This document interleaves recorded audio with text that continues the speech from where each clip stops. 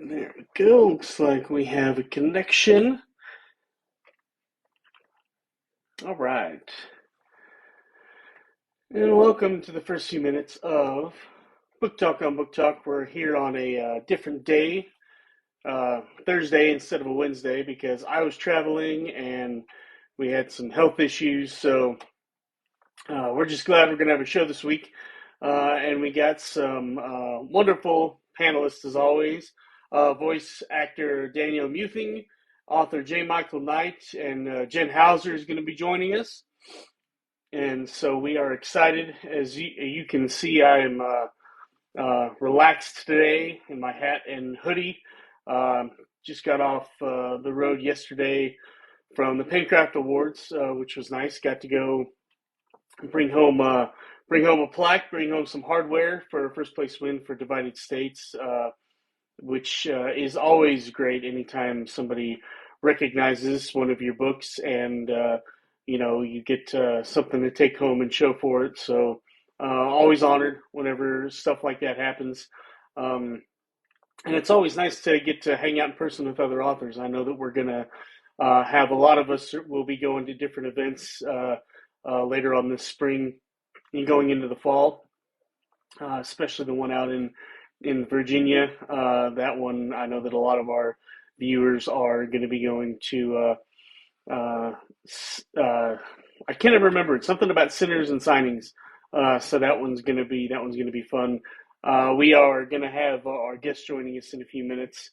All right, and then Tanya is down in the comments. She's the executive producer of the show. And she's being a trooper being on with us this week. She's hasn't been feeling well, so sinful signings. That's right. I knew I was close. Tanya is going to be down there in the comments as always, and she's rounding up our guests. And we are looking forward to a fun show as always. We've been having some really great ones lately. This one, the guests are going to have to probably carry it for me. It was a long week for both Tanya and I for very different reasons, and so we're gonna have them on. But our guests are always up for the task, and so we always appreciate being with us. And here we're getting our first one on. Danielle is about to join us. Hold on, I can do this. Every time I start a live and it works, I feel like I've accomplished something. So we deal with technology around here as best we can. All right, how are you, Danielle? I am okay. How are you? I'm all right. I'm doing pretty good. Good. Just there's Jen. Tried to get a little caught up on work today. Didn't do as much as I wanted. Traveling. You don't do anything. It should be, you would think, restful, but it is not. Especially with all of the delays on the airplanes. That's never fun. Jen, how are you doing this evening? Hey, doing all right? Living life. We appreciate you stepping in with our schedules being all erratic and some guests having some other stuff come up. You stepped up and filled in, and so we really appreciate it. Good thing. And Tanya, thank you down in the comments for the congratulations. I appreciate it. That it seems like from now until probably around the end of June, that's whenever people start learning about their awards and they start going to all the panels and stuff. And so it's really fun to celebrate. And then you put stuff out on social media. Facebook is the worst for me. I put something out like that on Facebook, and then I have to go about an hour a day for the next 3 days replying to people, which is great, but it's also gets exhausting. But I mean, whenever you put stuff out there for people to read and for people to comment on, that's just kind of what you're asking for, right? You could be that person that doesn't ever say thank you to people who say congratulations, but I don't think any of us are those people. So anyway, I wanted to let's see. We're waiting on J. Michael Knight, I think, is the other guest we're waiting on. So I'm sure he will be here shortly. TikTok always does a great job reminding me to remind people that the more people like and share this live, the more exposure we get, and really that is not so much important for me, but it is important for our guests like Jen and Danielle, who are here to talk about what they're doing and who are the creators who need all of our support. So we'd love it if you would go ahead and share this live that we're doing. Give us some likes, and we'll make sure that they are able to get their message out there to everyone. So the first thing that I wanted to talk about, and I believe it's Jen who I'm going to go to first. We talk about a lot of stuff related to books on the show. Something we don't talk a lot about is interior page formatting. And Jen, I believe you do that for folks, and you are helping out a lot of authors in that area. So why don't you tell us a little bit about what you do and how people can get a hold of you for those services? Yeah.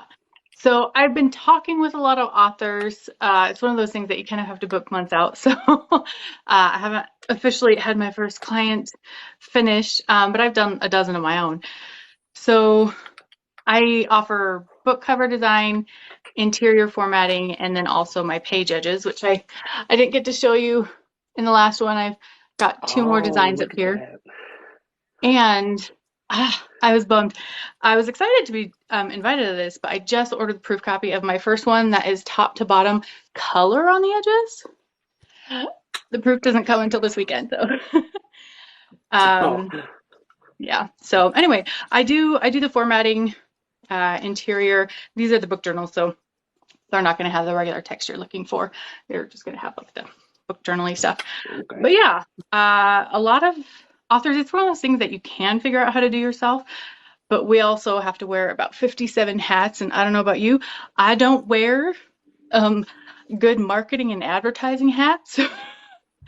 So I know that I have to lean on other people for that kind of thing. And other people might recognize that they do not want to put on the book formatting hat, that kind of thing. And I'm happy to help them because I enjoy it. I've loved teaching myself how to do all sorts of designs, make it premium, make it just industry standard. It's fun. And they can just go on my website.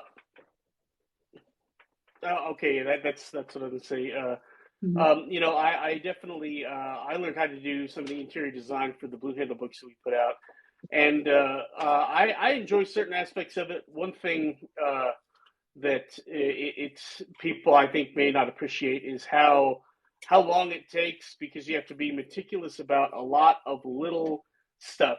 Because people are like, oh, you just kind of you set the margins and you set the a couple of things and you shoot the whole thing and it's done. It's like, no. Would you like drop caps? Oh, you would. Okay, so how many chapters is your book? And oh, by the way, there are a bunch of different settings you can do whenever it comes to all of that. Let me get Jay. He's with us, so I'll invite him. And I believe Tanya is ready, and she's going to come on here. So we'll have 5 of the 6 boxes checked. And I believe Tanya is ready, and she's going to come on here. There All we right, go. and Tanya, we've got an echo coming through with yours, so I'm not sure what's happening there, but I think I'm going to have to mute you. Okay, hold on. Is that better?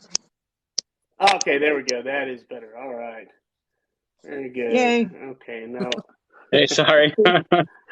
Even I can be taught. All right. Well, thanks for joining us, Jay. We appreciate you coming on the show. Thanks so much. Happy to be back. Had a great time last time. All right. I like your hat.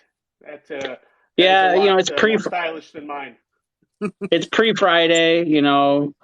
I just it's storming outside. It's the vibe I feel. And I got to keep the main out of the way, and it's pretty hot. So. Yeah, I don't wear a hat because I have too much hair. I'll just go ahead and put that out there from the beginning. No.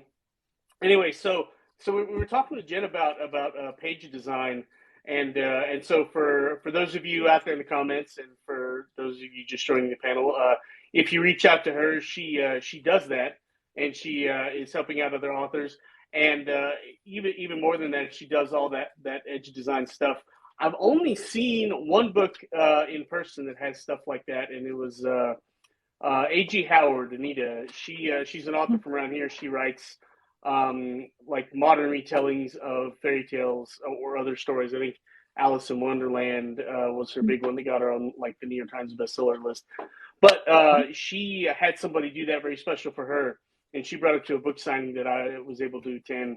And that was the first time I'd seen that a few years ago, and I thought that it was just the coolest thing. So I'm excited to know somebody who can do that for books. Now, do you have like the hardware in your house where you're able to do that, or how do you get the designs on the edges like that? So the nice thing is, they're not technically sprayed edges. It's 4-edge printing with a technique that I designed. Oh. So it's printed on the actual edges of the pages. And so it just goes into the PDF file embedded in there. So you don't have to ship books to me, and then I paint them, and then I ship them to you. And right, that's just more time and expense. So I literally just take your manuscript. I do have to work in Word, or if you have it in Google Docs. I'm still trying to figure out how to do it in other programs, but I do it the way that I do it for now. But yeah, and I design it and add it, and then send you the PDF.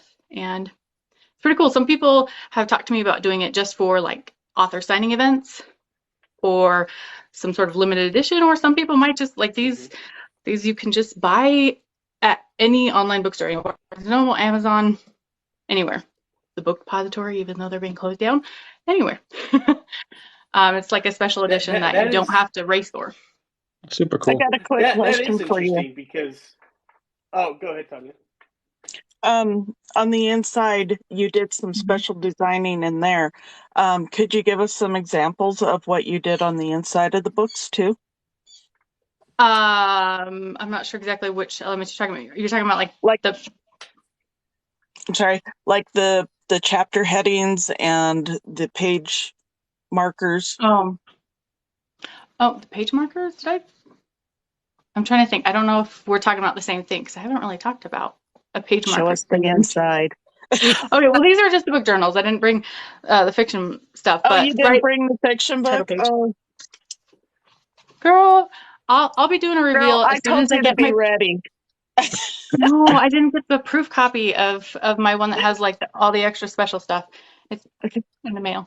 But yeah, we got like a title page, instructions. I don't know how much you can see. Tiny screen. Well, on the book she showed us, it had gorgeous chapter headings with fantastic designs on them. And I just wish you guys could have seen it because I would have just been all over that. Well, I don't know which one you're talking about. I have several books. Like the Hatani Bride and the Dream Trials, they're my fairy tale retellings. They have special art. That could be the one then. Okay. I don't know. I do all sorts of things. People can check out my website. This doesn't have to all be about me, but yeah. Just check out my website. I rearranged it, Tanya. Hopefully you told me that maybe it was a little hard to find things. Hopefully it's a little better now, but good.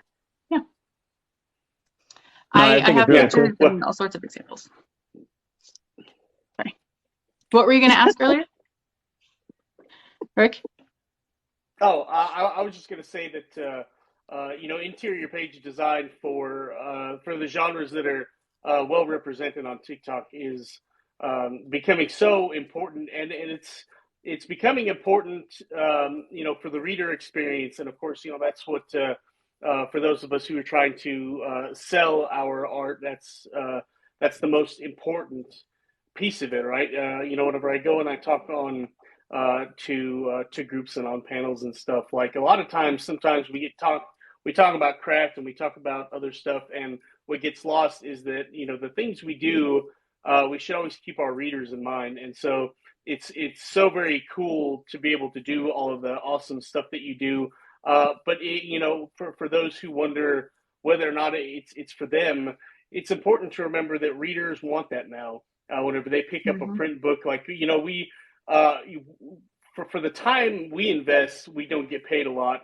per book. I mean, that's a given. But for people who read, if they're going to pay, $14 or $12 or whatever they pay for a paperback book, they want a little something for it. And so if we can give that to them in the form of really slick design with our books, all the better. I write in crime fiction where that it tends not to be as important, but I'll tell you what, the books that have that kind of stuff, that have cool chapter headings, or on the title page, if it's like a full page spread, like I know a buddy of mine, Taylor Moore, he writes books set here on the High Plains, which has some elements that are really gorgeous. Or if you have something set in like Montana or Wyoming, if you can get that title page to be 2 pages of a landscape, with the title in a nice font and stuff like that, it stands out, in crime fiction. And I know that in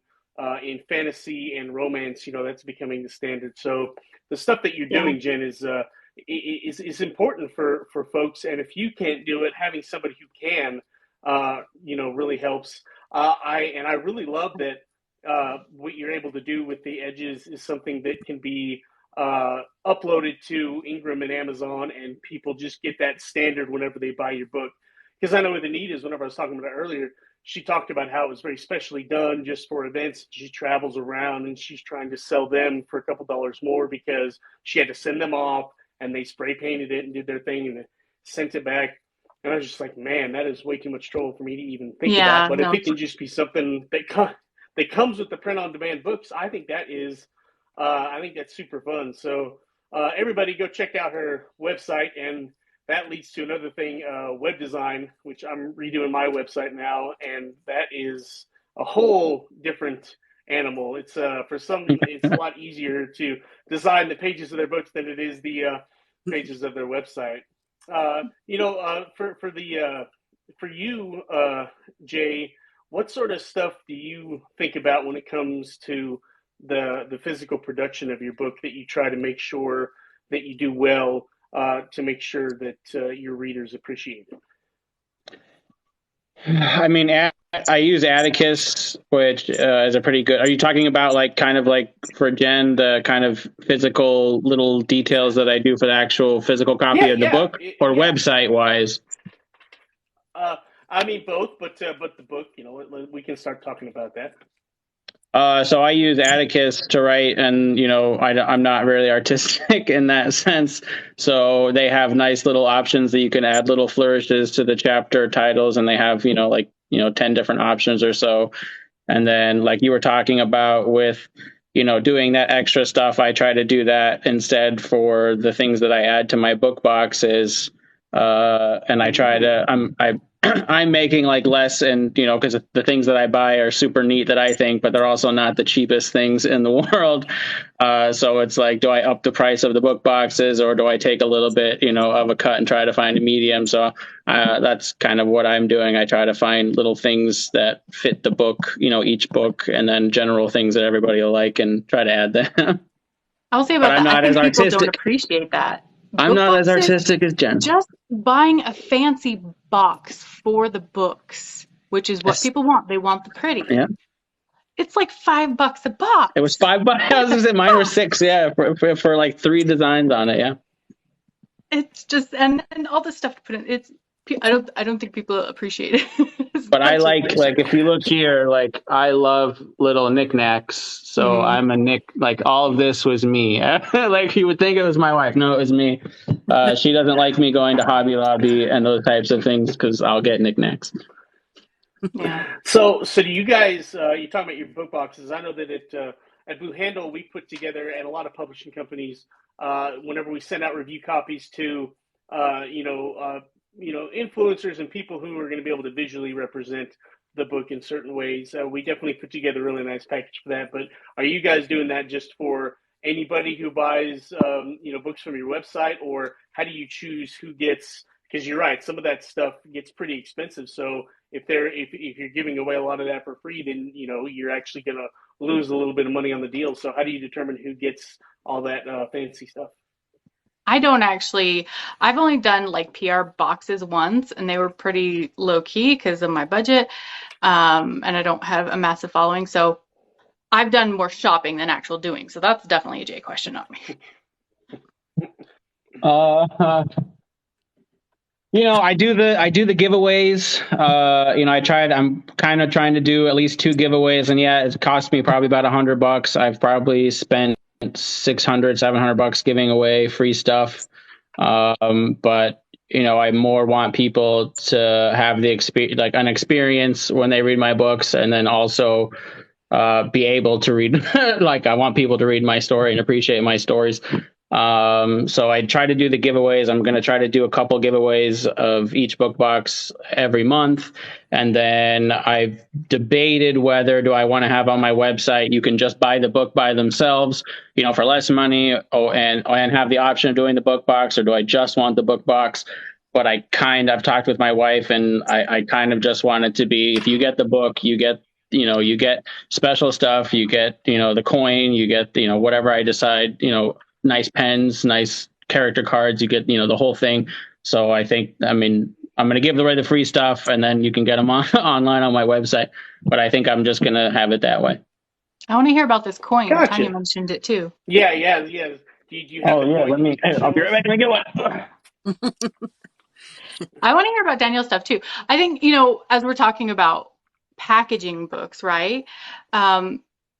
You can write the most marvelous story, but if it doesn't have a good cover, if it doesn't have good design, if it doesn't look professional, people are super hesitant to read it. And I think the same thing goes for audiobooks is it can be masterfully written, but if you don't have a good narrator, like people are just turned off.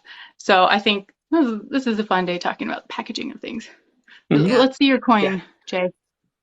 So I don't know how to turn on the reverse thing, but my company is my book publishing company, Synedrium Publishing. Synedrium means like it's in my source of death. It's like council, or of elders or people who make decisions. And then Syn by itself is Greek for together and togetherness, not the devil or anything like that. I've had some people be like, I don't want anything to do with sin, and I'm like, no, it's not. And I love owls, so owl is the main. I have owl stuff all over the house. And then my little initials and let's escape together as a little phrase I'm trying to get trademarked, because that's kind of why I write, is everybody, that's why we read, is to kind of get away and escape. And if you get the Source of Death book box, coin is a special thing in that book. So you have this, and then I have so what is that cast in? Where did you even source that? So I found there's a bunch of different coin making companies online, and I chose. I didn't know they were from China when I picked them, but they had the best customization. I could do pretty much anything, and then they charge you for the mold like an extra fee. But once you get the mold made, then you don't have to pay that mold fee. So each coin costs about $6 for me, a coin. But I love coins and, like I said, knickknacks and collecty things. And so I want to have that. And then for Ocean's Edge, I've got cute little jars of seashells that, are cute little corks. Yeah. So that's like the special item, it's Ocean's Edge. It's a mermaid romance book. So it's perfect. But yeah. That's cool. Honestly, stuff like that. And also audiobooks, don't get me wrong. The vast majority of why I want more people to read my books is because, well, one, I need to pay my bills. And two, I want people to share my hallucinations, right? I spend a lot of time creating those hallucinations for other people to enjoy. But a lot of it, too, is I want to be able to justify making coins and commissioning more artwork and affording the type of audio narration I want. That's why authors really want more people to read. Because we want the cool things attached to it. I'm blessed in that regard, but I'm definitely not making any. My wife is not is rooting for me in the sidelines, but is like, let's slow this down. Just remind her everything's an investment. Yeah, it's an investment. Yeah, it's an investment. Yeah. Right. Yeah, no, exactly. Save the receipts. Yeah. I like that we have two cool catchphrases that came out. Jay's let's escape together. I love that. That is a perfect way to summarize why people read and why people write. So we can help them do that. and then Jen, I want people to share my hallucinations. That's I like love the that. that's like that's like the dark side of that same phrase. They're like That's the other they're side of the like the two coin. sides of Jay's coin. And I don't even Let's write escape thrillers or together. horror. Yeah, let's escape together is the fun. You think of like like an animated Disney cartoon. Let's escape together, and then Jen's let's share hallucinations. You think of like dropping acid or mushrooms or something, but it's really both the same thing because I've heard it said that way that reading, you're sitting there, you're looking at symbols on a piece of paper, and they cause you to see things in your head. Like clinically, reading and writing is not a very stable thing for Forced humans to be doing, hallucinations. and yet we all do it. And then you have people like Danielle who breathe life into those hallucinations. Tell us a little bit about the books that you have narrated, and I always like to ask, what are your favorite genres to narrate? I'm lucky that I do basically narrate my favorite genres.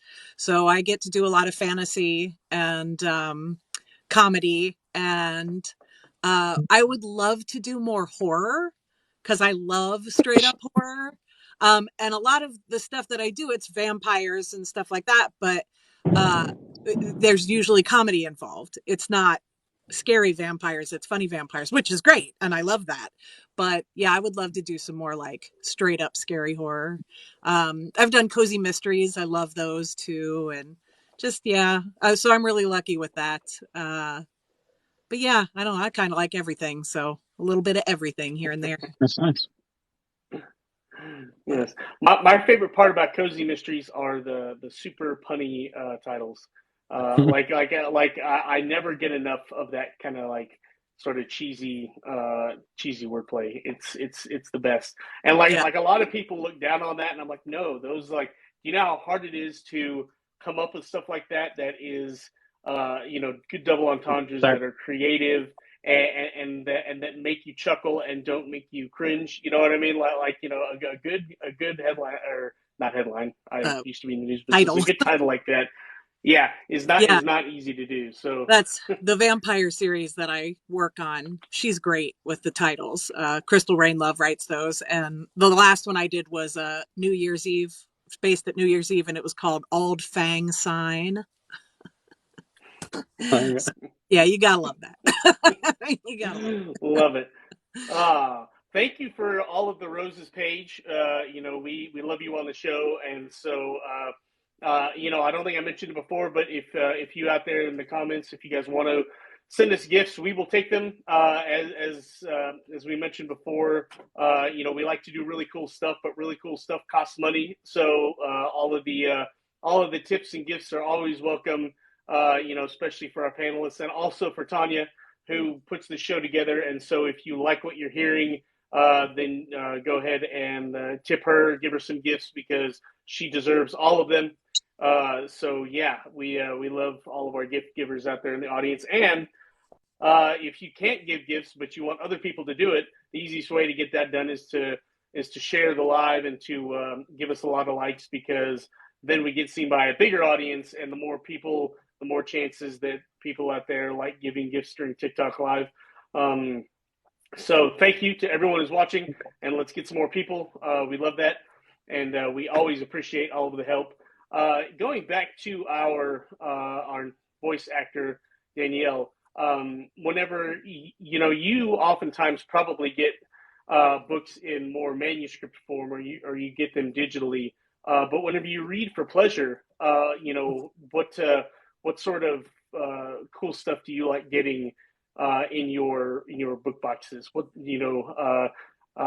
think I'm gonna have to order Jay's book just to get that coin, because I actually really like cool coins. So I know that coin is cool. I think he's pretty much got me with that.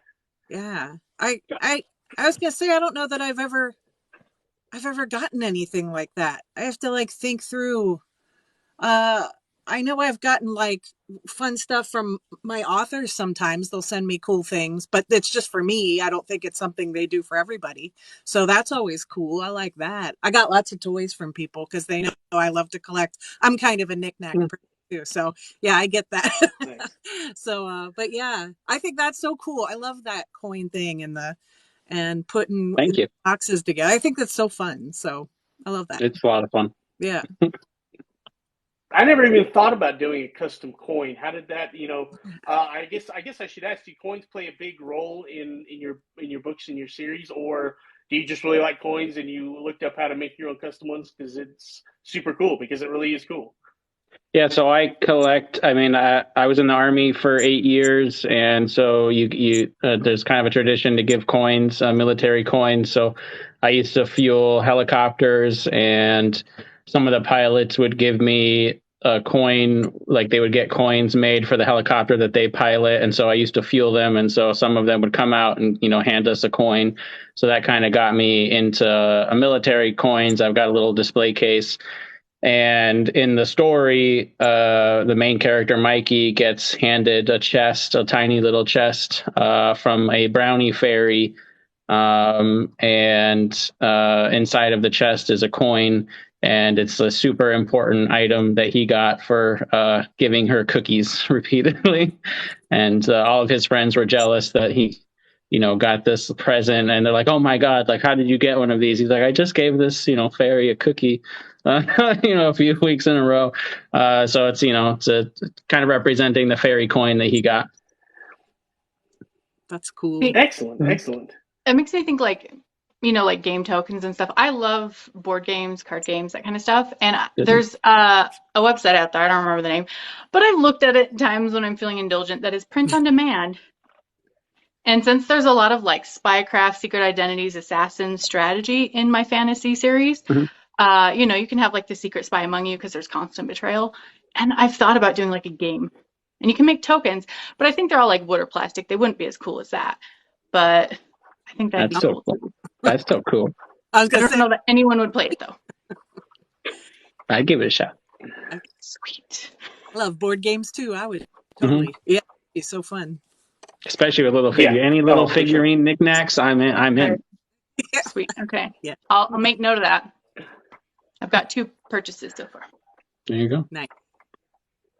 Nice. So I mentioned Sinful Signings earlier. Are any of you going to be joining apparently the rest of the entire BookTalk universe at that event coming up? I'll be there. I'm not familiar with it. Yeah. I'll be there. Tell us more. Tell us more of this. I'm a new. Tanya, why don't you? This will be my first convention, so I don't know what to say about it. Okay, so it's in Roanoke, Virginia, and it is the weekend is September 16th. And it is primarily for people who write romance books. And I can get you an application if you would like. But they do have booths for people that create pretty pages. They have booths for narrators. If you do narrate a lot of romances, by all means, you can come down and be part of that.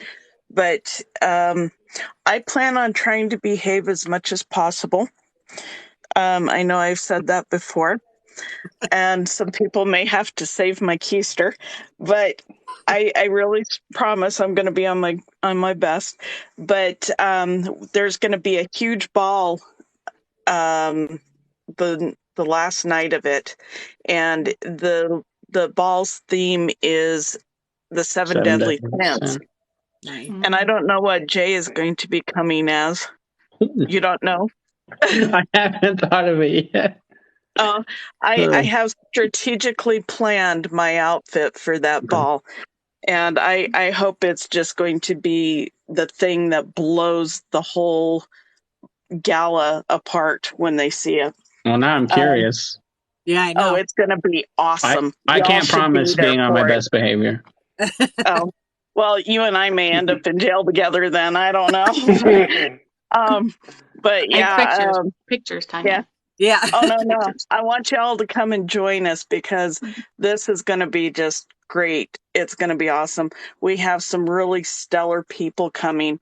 Jen Saviano is going to be there. Luna Laurier is going to be there, And I don't know about Paige. Paige, are you going to be there?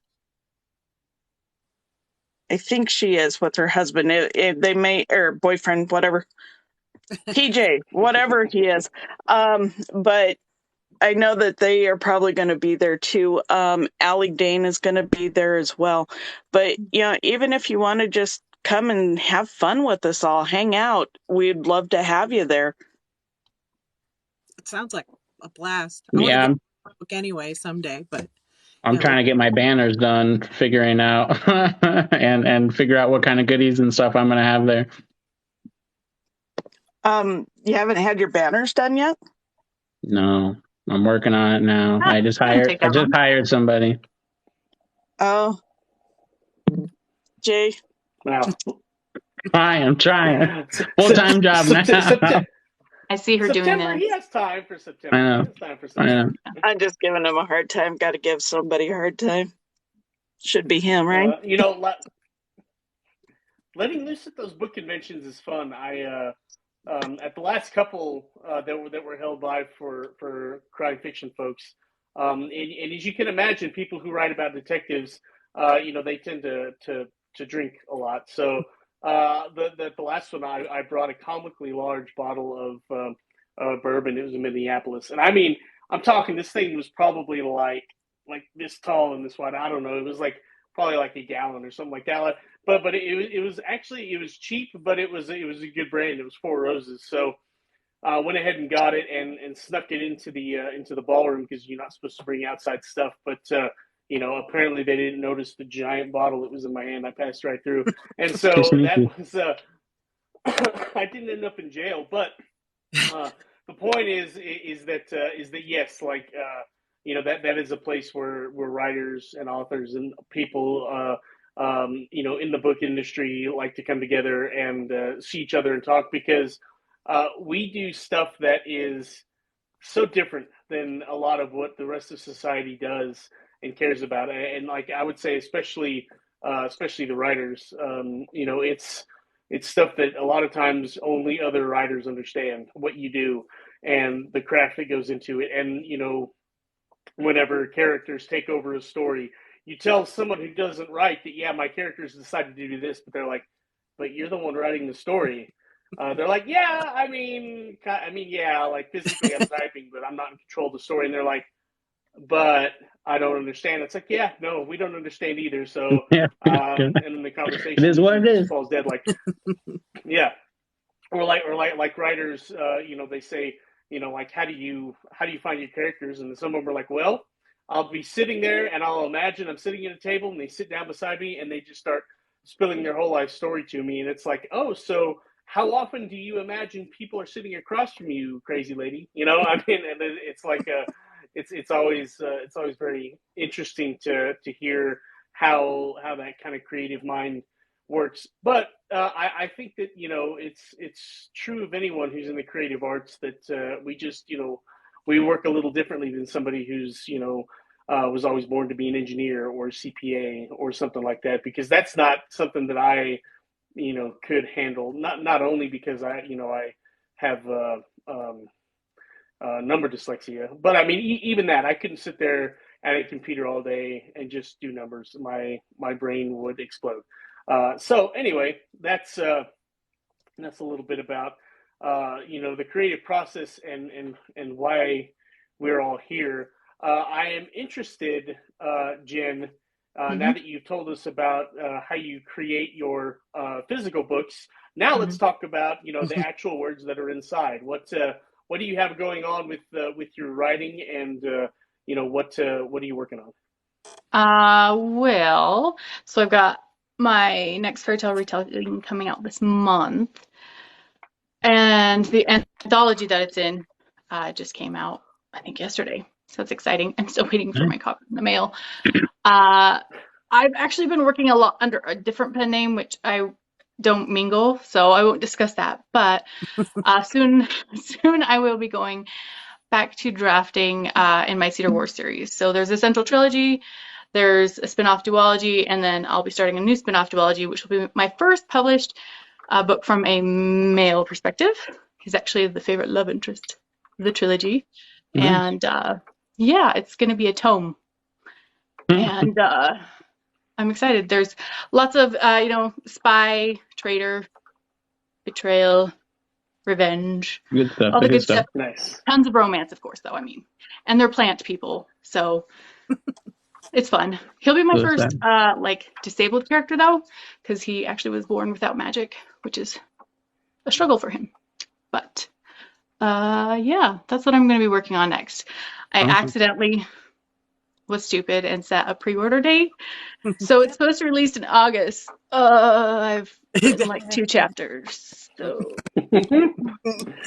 Oh, see, You set a pre-order date before you had it Okay, finished. but That I said is, it. I said it a year in advance, and I was like, I got a year, but then I got sidetracked on these fairy tale retellings and on teaching myself how to do this and offering for other people and on a secret pen name, and I got distracted. But I know people are excited. People are still excited to read the series.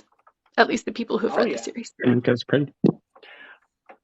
Well, what I love about so many of the authors that we have on the show is how they're building these huge universes, and they have titles that are dedicated to their side characters and spin-offs and stuff, and that's something that I haven't naturally thought about my characters and my storytelling that way, but I'm figuring out that that is a muscle that I need to exercise more, especially as I start writing for the different medium of film and television. And I know that most of us who write novels would want to see that happen. And for the voice actors, a lot of you guys either have acted in films or on television or want to, or that's something that was at least at some point in your life a goal. And so I'm finding out that what I have liked doing, and the books of mine that have done that had previously done the best were really intimate character studies where a person is in a lot of trouble, and there are a lot there can be big casts, but they're all focused on either helping or getting in the way of one central character doing the one thing. In closed loop stories, so standalones are what I really like doing. And now it's like, but if I work that muscle, building these really big universes and these like huge casts is really super fun.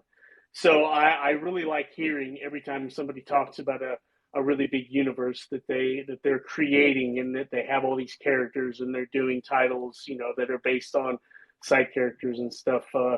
It's really very cool to see so many people doing that now. And if you're trying to get your stuff into film and television, from what the people I currently talk to, that is what they're looking for, because the bigger the universe, the more potential content there is for them to film and for them to create and for them to put on their streaming services. So that's wonderful.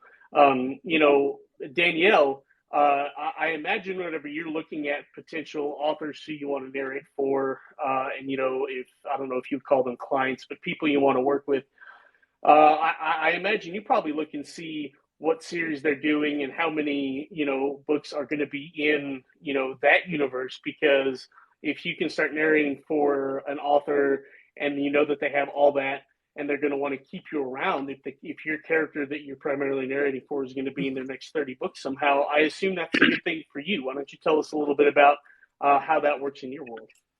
Yeah. Interestingly enough, I believe every author I've worked with, except for maybe 2, have had me do all their books, all their series, and all their whatever. And yeah, it's very cool to get into that world. Some of them at this point, when I start doing it, I can just fall into those characters. I know them so well.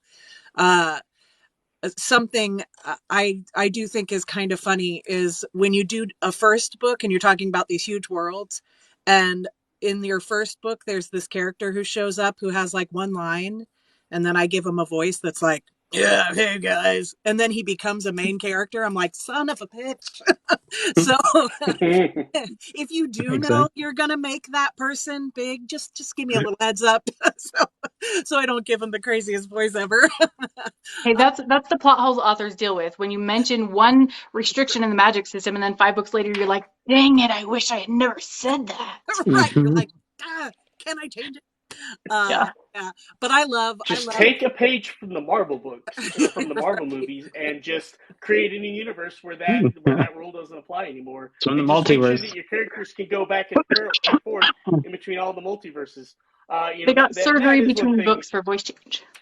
Yeah, right. In this book, he sounds completely different. Thank yeah.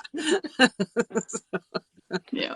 It's an interesting conversation that's happening because obviously, Marvel has dominated the superhero movie for sure. I mean, I prefer DC characters, but the movies just don't. They're not there, and they're so far behind. It would be hard for them to catch up. But one thing that's happening is they've created this giant universe we were just talking about, but in a lot of what they've done, they've made it to where there are no stakes for the characters anymore because everything can just be retconned. You can just bring in the character from a different universe, or you can give them a time crystal or whatever that make they go back and they can bring themselves and their friends back to life.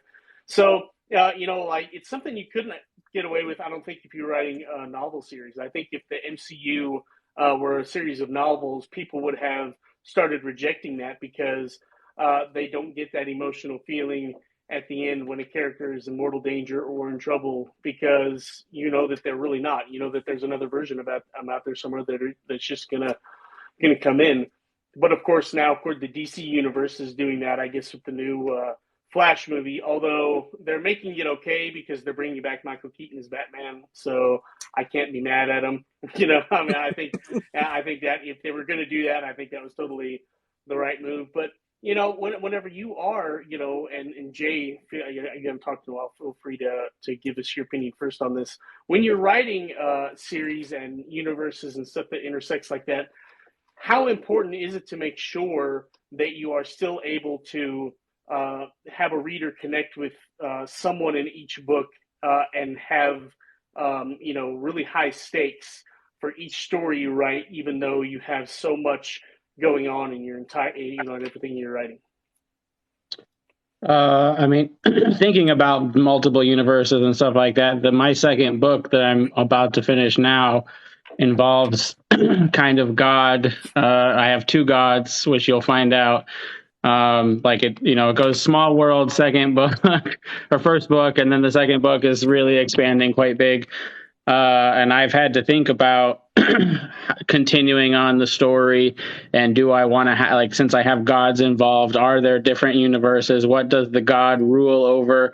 Does it rule over all universes everywhere? Is it omni? And I literally had to come up with my own like religion as far as how God formed the universe, how what how was physics made, how was gravity made, how like I like overanalyze everything, and I just, like you said, I decided not to go with multiple universes and all of that because I want it to be, this is their world, like this is their universe, this is what all they have to protect, there's no other option.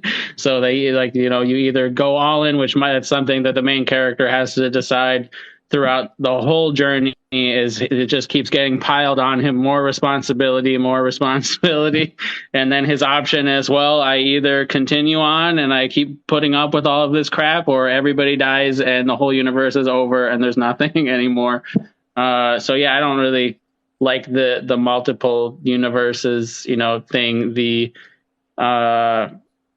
what was the last Marvel movie? I think the one with Doctor Strange, where the Spider-Man, it was the Spider-Man one where everybody loved the third, that last Spider-Man because they had all the Spider-Mans in, and I didn't really like the whole, we changed, because if all Peter Parker, at the end of the movie, my wife said, well, if all Peter Parkers, if they forgot Peter Parker, and sorry if this is a spoiler, But if all Peter Parkers are forgotten, that means all Peter Parkers in all of the universe, everywhere, even ones who had nothing to do with any of this, nobody knows them anymore. And so they wake up one day and everybody forgot about them.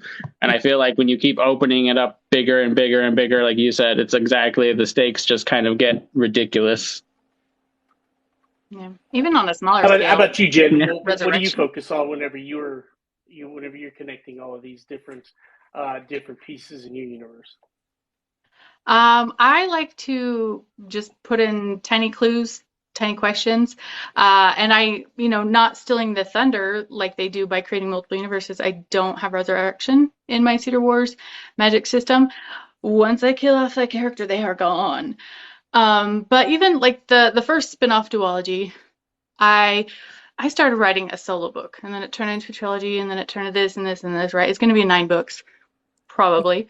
But the first spin-off duology was the smallest question where I said, ooh, what about this? And I literally just added one line from the villain and said, what if he wasn't lying about that one? And then we find out more, right? Just the smallest question, right, branches out. And the smallest things, I have an important character say just the most passive comment in book 5, and we're going to learn in book 7 that is huge, right? And it's that callback, or that little oh, that's weird, this has only happened to a few people in history and it's a recent thing, but 300 years from now in the last book we're going to realize it was not just a cool little coincidence. Things have already been set in motion from books before, but people don't realize it and they can tie it in later. And I think that's what the fun is awesome. Leaving crumbs of what it can blossom into, even if you don't understand what it is at the time, because I've definitely written that. Like in the ending of the trilogy, in the epilogue of that's interesting. It's probably not important. And at the time I wrote it, it wasn't. I didn't know where I was going to go with that. I do now, but Gotcha. That's the thing, is not like recreating everything or like doing fake outs, but leaving room to expand. Yeah, whenever I write, thrillers with, mystery plots and stuff like that. I had someone ask me the talk I was giving recently, like, how do you do that? And I'm like, well, first of all, if you're talking about whenever I'm originally writing, I'll write something cool and be like, okay, I'll figure out how to make that cool later. And then, maybe I do, maybe I don't. And it comes back in the editing process. And they're like, how do you make sure that, you're talking about playing fair with the reader? And I'm like, what you do is you write certain passages and sentences very carefully to where where they can have several meanings, where they can, depending on how they're interpreted in the moment, they can mean one thing or another. And then you can play a little, and at the end, they mean something different maybe than what they might have meant on the surface in the moment. And it's like, yeah, you have to go back and you look at things whenever you've dropped in your breadcrumbs, and you have to be very precise and very intentional with what you write and how you write, so that in the end, you're trying to give the reader that dopamine hit, that experience of figuring it out all in like 1 or 2 seconds. And if you haven't laid everything out right, that doesn't happen, and that you kind of go back on the entire intention of that plot line, or sometimes of an entire novel. But see, that's the kind of stuff I like doing too, is going back and making sure that I have the clues laid out exactly how I want, everything said exactly how I want to say it. But during the drafting process, sometimes I'll just throw in a little piece of backstory. I'm like, that's really cool. I don't know how it's going to play into things later, but that's for later Ricky to figure out whenever he's writing the third act of the. I was going to say that's what I do. I'll just put stuff and I go, I don't know what's happening with this, but I'm leaving me an option that I'm going to do something with this, and like you said, make it cool later. I do the exact same thing. Yeah. And I like to, because mine is fantasy, but I do add a lot of mystery to it, and so I love having characters say things that have double meaning, or when at all possible, have the villain say exactly what they mean, but in a way that the main character will misconstrue it, and then later you can be like, oh. Love it. Looks like it. I was going to ask Danielle, just I don't remember if if I've heard you discuss this before. I know narrators are different. Do you actually read through the book first and then narrate it? Because I feel like you would need to have like a sense of the characters more and the plot and to know when to be surprised when you're reading the lines and stuff. Absolutely. And you don't want to get burned on the whole on the last page it says he said with a Texan accent, and you're like, oh, what? He was Texan the whole time? So yeah, absolutely good to read it. The hard part is with the series, when you get a series, I mean, I'm not going to sit and read 6 books before I start the first. So I do try to talk to the authors or the rights holders, whoever I'm dealing with when I'm dealing with a book. And I just try to say to them, is there anything that I need to know about in the future of this story that is going to make this character different? Like you said, if I'm reading your book and you're not going to tell me that this guy in book 3 becomes the villain, or he's the villain in this one, but in the third one, he becomes the love interest, that is going to change how I voice him or how I even think about him as I'm acting him out. I know later on he's going to be different. It's not going to happen in this book, so I won't know about it. So those are all those kind of things you have to think about as a narrator. But even as an author, when we're talking, it's like, let's talk about this stuff. But yes, anytime I get a book, I read through the whole thing first. Then I do a prep of it. So I take it and I kind of do it at the same time. It depends on how much time I have, but I'll write down all the characters, any little descriptors that are there for them, words that I don't know that I have to look up how to say or what they mean. And then I do all that prep work and then I go into it. But yeah, always read the manuscript, always. Yeah. And I would imagine you have some sort of like character layout sheet. Because like when I hire an illustrator, I've got everything. I'm like eyes, hair, are they royal? What's their story? Are they cocky? Are they shy? How tall are they compared to other characters? Right? Like just all the things I would imagine that you'd have laid out about what makes them distinctive, so that you can do your job properly. Yeah, I have a whole character sheet. I worked with an author, Chris Garrison, when I did Trans Witch, and she plays D&D. And I sent her my character sheet because I fill it out as much as I can. And then I'll send it to my authors or my rights holders. And I'll say, if there's anything you want to add, please do. You don't have to, but if there's anything you want to tell me. And I got the most descriptive character sheet ever. I was just like, yeah, you play D&D. I can see it. It had everything in it. It was amazing. I was like, oh, cool. Great. So yeah, that kind of stuff, love it. This is making me think, this is personal. I have a character in my Cedar Wars series that is described as having a nasally voice. I want to physically watch you right now. How would you say a line in a nasally voice? I want to see inside your booth that way. I mean, I guess it depends on what she would say. Is it a girl or is it a boy? It's a girl. Yeah, that's probably what she would talk like, kind of like that. Gotcha. I was hoping for a little like pinching or something, but I'll take it. Nah, you just kind of bring it up to your face, right into your nose, and then you can talk. Gotcha. Yeah. And see me, I just have to open my mouth and get a nasally character voice.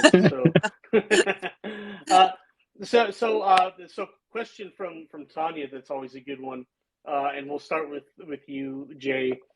Who are your favorite characters to write? And you ask people who don't write, they might say, well, like, isn't it always the main character? That's why they're your main character. And that is definitely not always the case. Sometimes it's the villain. Sometimes it's the quirky side character. So why don't we kind of go around the panel, starting with EJ. Who is your favorite character that whenever you're going to write a scene with that character in, that you really get up for it? That's a tough one. My favorite character. I like in the Source of Death, my other side series, I like Marcus a lot. He's kind of the comic relief, and he always has a positive attitude, through everything, and always has like a comment to try to cheer up the group through terrible circumstances. I have an ancient vampire that's in this book more, that was introduced in the end of the first book, named Britannia, and she's like an Amazonian warrior, and she's kind of the right hand person of Magnus, who's the first vampire, and who you think is the villain in the first book.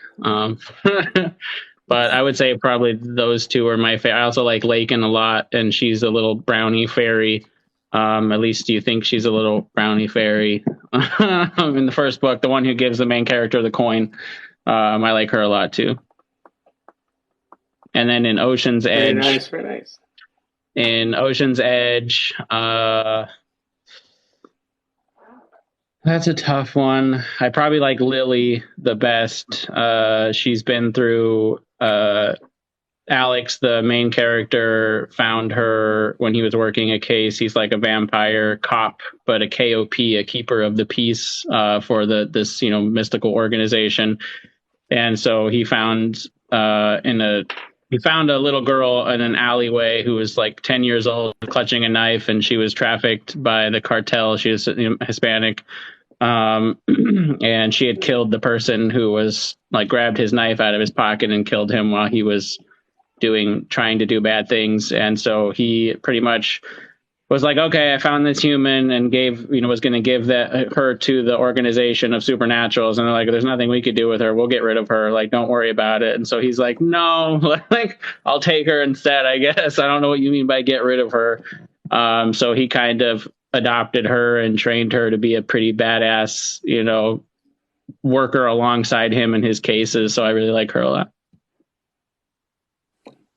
Nice. That would probably be one of my favorite characters too.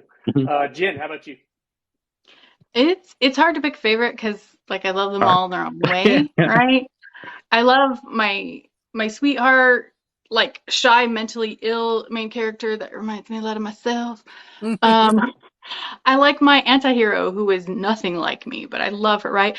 I love bits and pieces of all of them, but I think I am really excited to write this next book because this main character, who was the love interest of a main character in the main trilogy, I'm intimidated to write it just because I have to align the timelines perfectly. There's a lot of calculating and figuring out because it also spans a much longer bit of time, but some of it's concurrent with the trilogy. So I have to be like, nope, I said in book 3 that they were trekking for 2 months, not this, there's just a lot. To keep track of it all. Yeah. Logistics. But sounds the character like a nightmare. himself, Good luck. the character himself, he is very complex in his position in his society, which is very screwed up. He's very privileged, but also very hated and an outcast because of the way things lined up, of just who he is and his motivations. And I think it's fun because we'll see a very different side that people don't realize in his romance, but also just in general. He's very much a chameleon.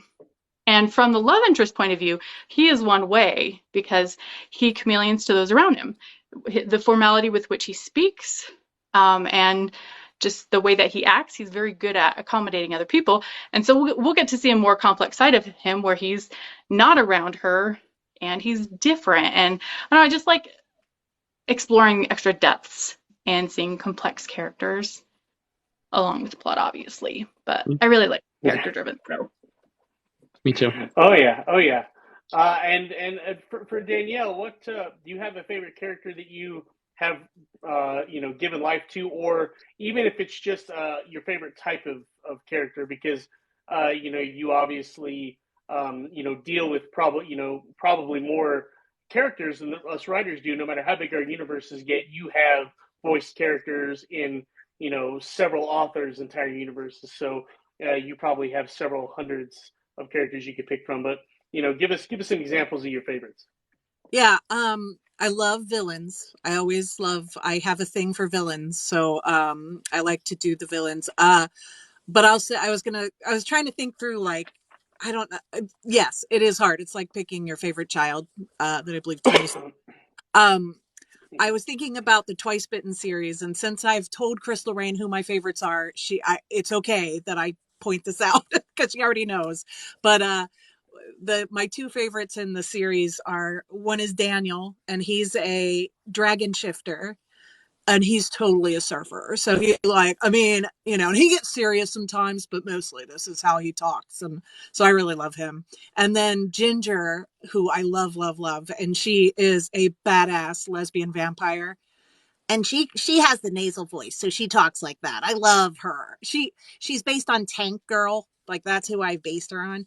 And she's kick-ass. I just love her so much. And I found out that Crystal Rain just wrote one called Hellacious, and I'm getting ready. I'll be doing that one later this year. And she put Ginger in Hellacious. Now I don't know that she did that for me, but I'm gonna pretend like she did. Probably. Like, dang it, Nice. Ginger. I'll give her Ginger. There's definitely fun times where like I have a completely random side character that I barely introduced at the end of my trilogy, and I have had multiple readers be like, "Can he have his own book, please?" And so he's going to have a more prominent part than I had ever planned on, in books 6 and probably 7, because people are like, "I want more." Yeah. When those And little, if they Yes. want more, you got to give them more. yeah, those little side characters that jump out. I love those characters. And Mhm. I do love when you have just sometimes they become bigger in some books and then you get to really figure out who they are, and that's really cool. And as an actor, that's what we do from the writer side of it. You're thinking up all these characters. From the actor side of it, we have to figure out who they are and what their motivations are. It's the same thing, it's just in a different way, I guess. I don't know, but it's cool. I love that we all have these same brains that work the same way, just a little differently. Yeah. Yeah. Yeah, and so many times it is those side characters that I think as writers sometimes we feel less pressured whenever we're writing them because not that they're one dimensional, but they're not there to carry the whole story. They don't have everything on their back. Their backstory usually a lot of times, maybe not in Jay's case, but sometimes they're less tragic. So they're just a little. They can be a little more fun and less tortured, depending on what you write. I don't always answer my own questions, but in this one, I was thinking I probably ought to, and I think my favorite character that I've written was one that was in Divided States because first a lot of the stuff that I've written in the past was definitely the characters were dark, not a whole lot, very very noir, not necessarily like film noir, but just broken people operating in a kind of a broken sort of society type of stuff, and so Divided States was a little more fun. It was an action story, um, and yeah, I'll be interested to see what Tanya thinks about this because she liked Divided States and read it. So I have one main character, but I have 3 point of view characters. Lori Young, the main character, former detective. She's got the most backstory, and then her ex-husband, and then her boss, who's a spy. Now, her ex-husband works with a team of people, so he has naturally more characters in his little universe, and all 3 of them eventually converge. And so he, one of his team members on this team of former special operation forces people, her name, she goes by Mac. Her last name's McLaughlin. She goes by Mac, and she was special forces in the Air Force, and she gives all the guys shit. She definitely has a thing for Jeremiah, the ex-husband, and so there's a lot of kind of like flirting and will they won't they going on there between those two. But yeah, like she doesn't take shit from the other guys on there. She gets physical with them whenever she needs to. She vapes, and whenever that breaks, she ends up smoking cigars because that's what they have on hand. And so she's just a very fun character. And so every time she was coming up in a scene, it was one of those where I knew I was going to enjoy writing that scene because of who she was and how she interacted with everyone else, how she subverted expectations, how she was very charismatic and took control, even though she was not one of the main characters. And of course, you also have to thread that needle, like, oh, should maybe this be more her story than not? But I like the part that she played within the overall narrative. Now, if I ever write a sequel, I have no doubt that she and that entire plot line will probably have a more prominent part because as I was writing that, I started thinking, man, this is a really interesting dynamic. My brain wanted to explore them more, but I wrote the book and I was under a time crunch. So I'm like, I have the whole thing plotted out. I need to just write the story and get it out there. And that's what sequels are for, right? If I ever decide to write one. So Yeah. Tanya, yes, she was kick ass and she was meant to be. She's one of two women that I wrote who who were there to kick ass and take names and not feel sorry about it. So that's one of the things people really liked about the book. So I opened Pandora's box, Tanya. I don't know if there ever will be a I was just sequel. going to say, I knew that was But I coming. think but I think if I write another novel, whenever I write my next novel, it's going to be because that story is the one that has had the widest audience appeal, and people have liked from the audience. Now, some of the other books I've written, other writers and writers I admire have really enjoyed it, and because they knew the inside baseball, they knew the craft, and they knew all the stuff that I did. But in terms of what the readers want more Divided States. They want more of my action thrillers. So that's one of the things you guys do a really good job of listening. You were just talking about listening to your readers. If they want a spin-off book on a side character they love, well, maybe we should just go ahead and give it to them. So we'll see what happens. And Tanya, speaking for the masses, says yes, we do. So Tanya, who was your favorite character to read in Divided States then? Because it's usually never the same. Usually the reader and the writer have two different ones. So I'll give her a second to respond down there in the comments. But that is always interesting. Have you two, Jay and Danielle, or not Danielle, I'm sorry, Jay and Jen, have you ever had readers surprise you with okay, so it was Mac, like, all right, well, there you go, like that's nice to hear. But have you ever been surprised by readers really connecting with a character that you didn't expect to be a standout in your series, or has it always been, okay, that was a cool character, I'll bet readers are going to like that one, and then they prove you right? Just look at me. So yeah, Lakin, I hoped, I didn't know, but she was one of my favorite characters, so I hoped that she would be people's favorite characters. And Tina, who's like a great person I met here on TikTok, who's become a great fan, she changed her profile picture to the character card of Lakin because she likes Lakin so much. So that like meant the world to me. I also want to know what I think I know Tanya's favorite character in Ocean's Edge, but I want to know what her favorite character is in The Source of Death. I'll wait for her. Yeah. See, I think I haven't been really surprised. I think it's interesting. By the third book in my trilogy, there are 3 main characters, right? We add one basically per book. And like I have my favorites, but there's an even spread of which of the main characters people enjoy the most. It kind of hurts when a family member tells me they can't stand the one that is most like me. That was a little harsh, but oh man. I think emotional damage. Right? Yeah. But the side character that I mentioned, and like you were saying, Rick, there's like a smuggler that we meet at the end of book 3 that people were like, oh my gosh, like he's sexy and he's funny. We want him. And people may ask for a whole book with him, but if there is not a plot there, I'm not going to force it because it's not going to be any good.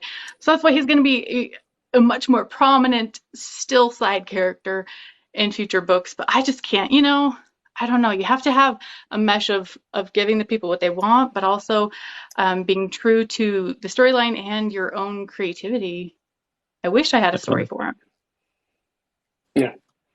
Well, and that's one thing that's probably very different between writing novels and even an entire novel series universe and television, is that there are people who have a lot of money behind all that stuff. So if the audience wants a spin-off series based on this character, guess what they get? They get the spin-off series. Okay.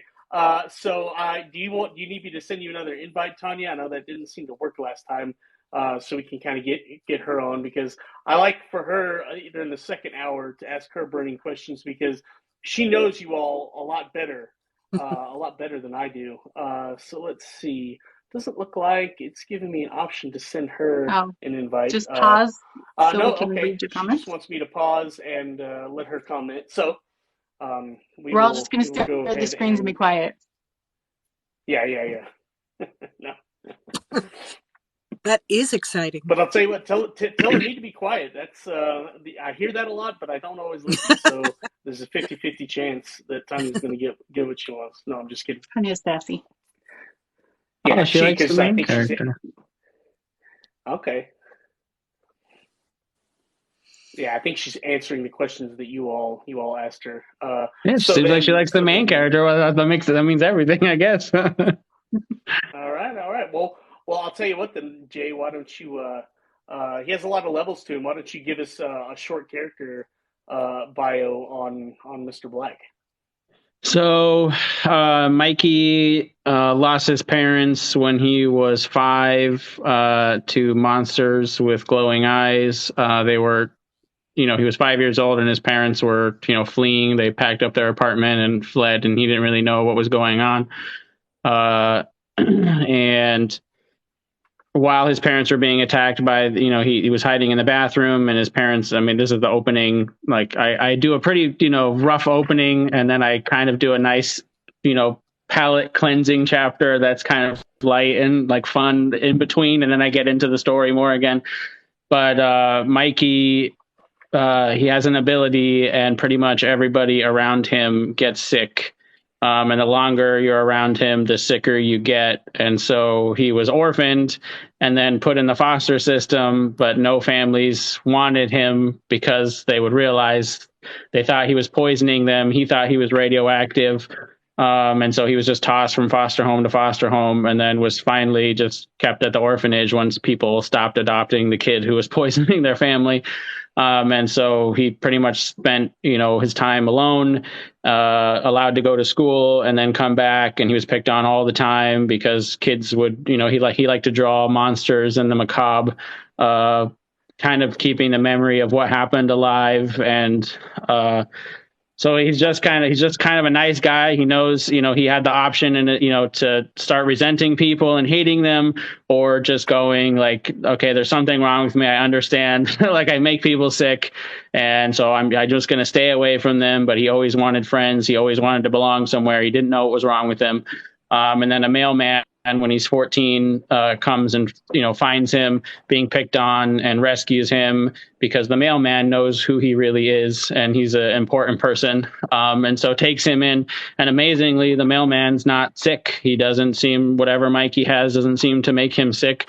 And then they move because he's a mailman. He gets a new postmaster job, and he goes to a new school and encounters some people who kind of attack him by accident. And he kind of starts to unravel the mystery of who he is and what his parents are running from. And that's kind of him in a nutshell. Wow. That's so imaginative. And yeah, I wanted to write a story about a psychic vampire, and that was my idea 10 years ago. And this is kind of what it turned into.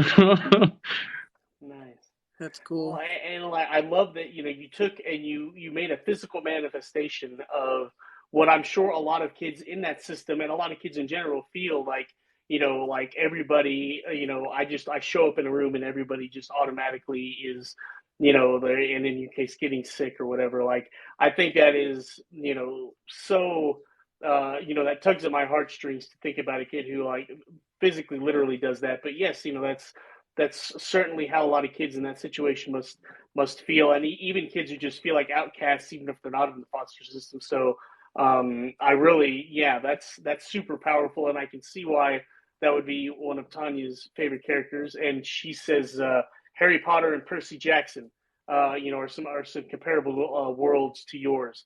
So there you go. That's we have Tanya. We have that's a really good endorsement. Like Harry Potter meets Percy Jackson. The world.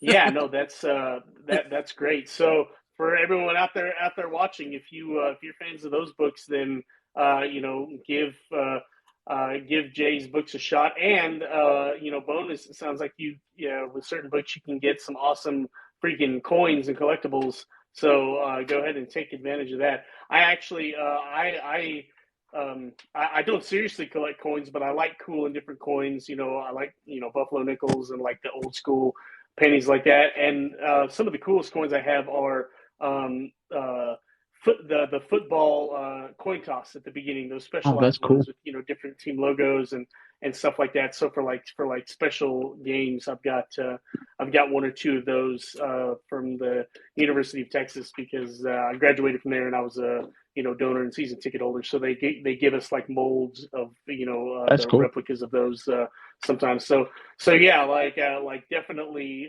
now I need to not spend money and make my own coins. I need to forget that I heard that and let that go so that I don't spend a ridiculous amount of money like on that. $400 for 50 coins. Oh yeah, no, I don't even want to know. Tanya, you did not get sassy at all. Do not apologize. Never apologize for who you are because who you are is incredible, and you put this whole thing together. Yeah, this is Whenever Tanya's people box. are, That's yeah, there Tanya's you go. box. All right. Just so she That's some knows. cool stuff. Nice, very nice, very nice. And no, like I know, I don't know the story, but I know one of our original panelists got like banned from TikTok, I guess temporarily or something, and then another one wasn't feeling so well, which I know a lot of us know what that's like. So for you guys to step in and Tanya to help round you up, like I said, this show does not Anytime. exist without her. So all the thanks, all the praise, and so I guess it looks like TikTok is still around. I know that we were all kind of waiting for the axe to come down. Like I said, I think that people are getting a little more worked up than they want. I know that they tried to ban it by unanimous consent, and people were like, no, let's not do that. One thing that was interesting, some people were framing it as a First Amendment free speech type of issue. And I am 1000% about free speech, but it is interesting, as a former reporter, like I had to study the law a little bit, not like a First Amendment lawyer does. That's why newspapers hire First Amendment lawyers. But they just didn't frame that the right way because, yes, nobody should be able to keep me from talking to you fine people about books and saying what I want as long as I'm not inciting violence and that sort of thing. But the First Amendment does not protect a platform. It does not protect TikTok from existing. It does not protect YouTube from existing or not existing. So I find that to be, an interesting debate. And it happens a lot, as somebody who has to know a little bit or had to know a little bit about the First Amendment, usually the false debate comes about. A newspaper does not want to print my letter to the editor and they're restricting my free speech. Well, no. First of all, the only people that can infringe upon your First Amendment right is the government. A newspaper is not the government. They're not censoring you in a First Amendment legal sense. But in this case, it is the government deciding, whether or not TikTok exists or does not exist in the United States. But, in my opinion, if they want to regulate a company, just because that company does in fact let people post videos talking about what they want, I don't feel like that's them infringing on anyone's individual First Amendment. However, that's just one argument in the debate. What do you guys think about the kind of stuff they're talking about on Capitol Hill whenever it comes to TikTok and all that stuff? I just find it feels very look over here. Like they're not, I don't know. I kind of feel like I would be really surprised if TikTok got banned. And I'm not saying that it can't happen, but I would be really surprised just because there are, I don't know how many users are on TikTok. Millions, billions. People have 150 million, according to the guy on TikTok, the TikTok owner. Yeah. So and there are people that are running businesses and there are people that are, and you're just going to take that away because you don't like that. It just all feels very fake. Like that we're talking about it. Why are we talking about this? Facebook and Instagram, they all They do do the the same. same thing. Yeah. So why are we saying Yep. TikTok? Yeah. And I don't, China, whatever. I don't want to talk about that. But because I feel like it just feels like, did Mark Zuckerberg come in and say, TikTok's taking all my business. It's got to go away. And they were like, okay. I don't know. It just feels so fake to me. And also I feel like, boy, there are so many more things going on right now that are more important than TikTok? And why are we caring about TikTok when there's some other really big issues that we need to concentrate on? Sorry. But I'll say this: of all the things they debate on Capitol Hill, I'll bet you TikTok being there or not being there is what will affect more people the most in their daily lives.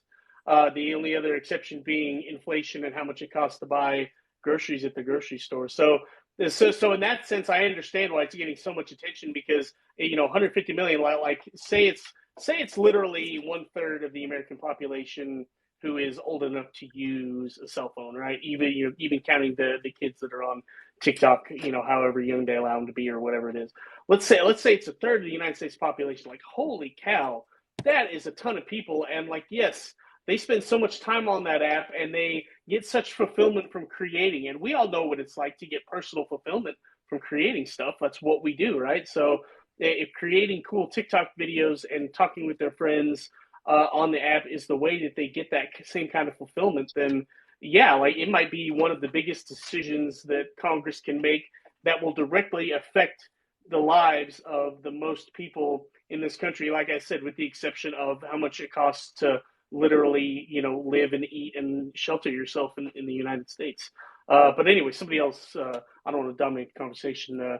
Jen or I Jay, saw what do y'all that think about all that this? congressman, like literally say, oh, like on the average person spends like 3 hours on TikTok a day. And I think he was talking to the reporters or something because he said, I'm sure your networks would like to get the viewing time back.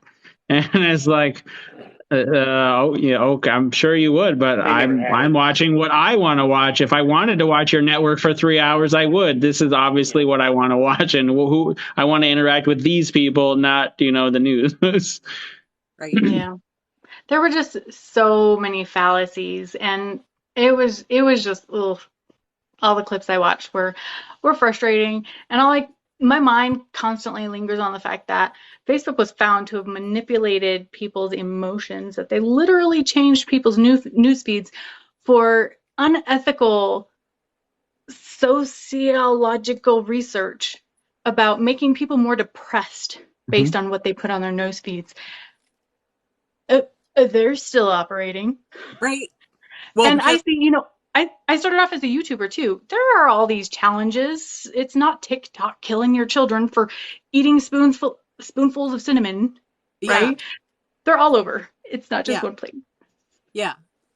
All of that stuff was Yeah, going on. if this were 30 years ago, it would just be kids calling each other on the phone and saying, "Oh, have you done this?" I heard that like whenever I was a kid, we did this stupid thing where we would like, "Oh, have you heard of these kids? Like holding each other by the neck and like making them pass out, from for 2 minutes from asphyxiation, haha." And yeah, we all did it because we're all freaking moronic kids. That's what you do when you're that age. It's not TikTok doing it. Kids are gonna do stupid shit. You know what I mean? I It's was like, on the that's internet, you see, and we did a token game back then. We did that. We had no, like, that was just because we were stupid kids. Like, I didn't learn that from TikTok. I learned it because I was a stupid kid.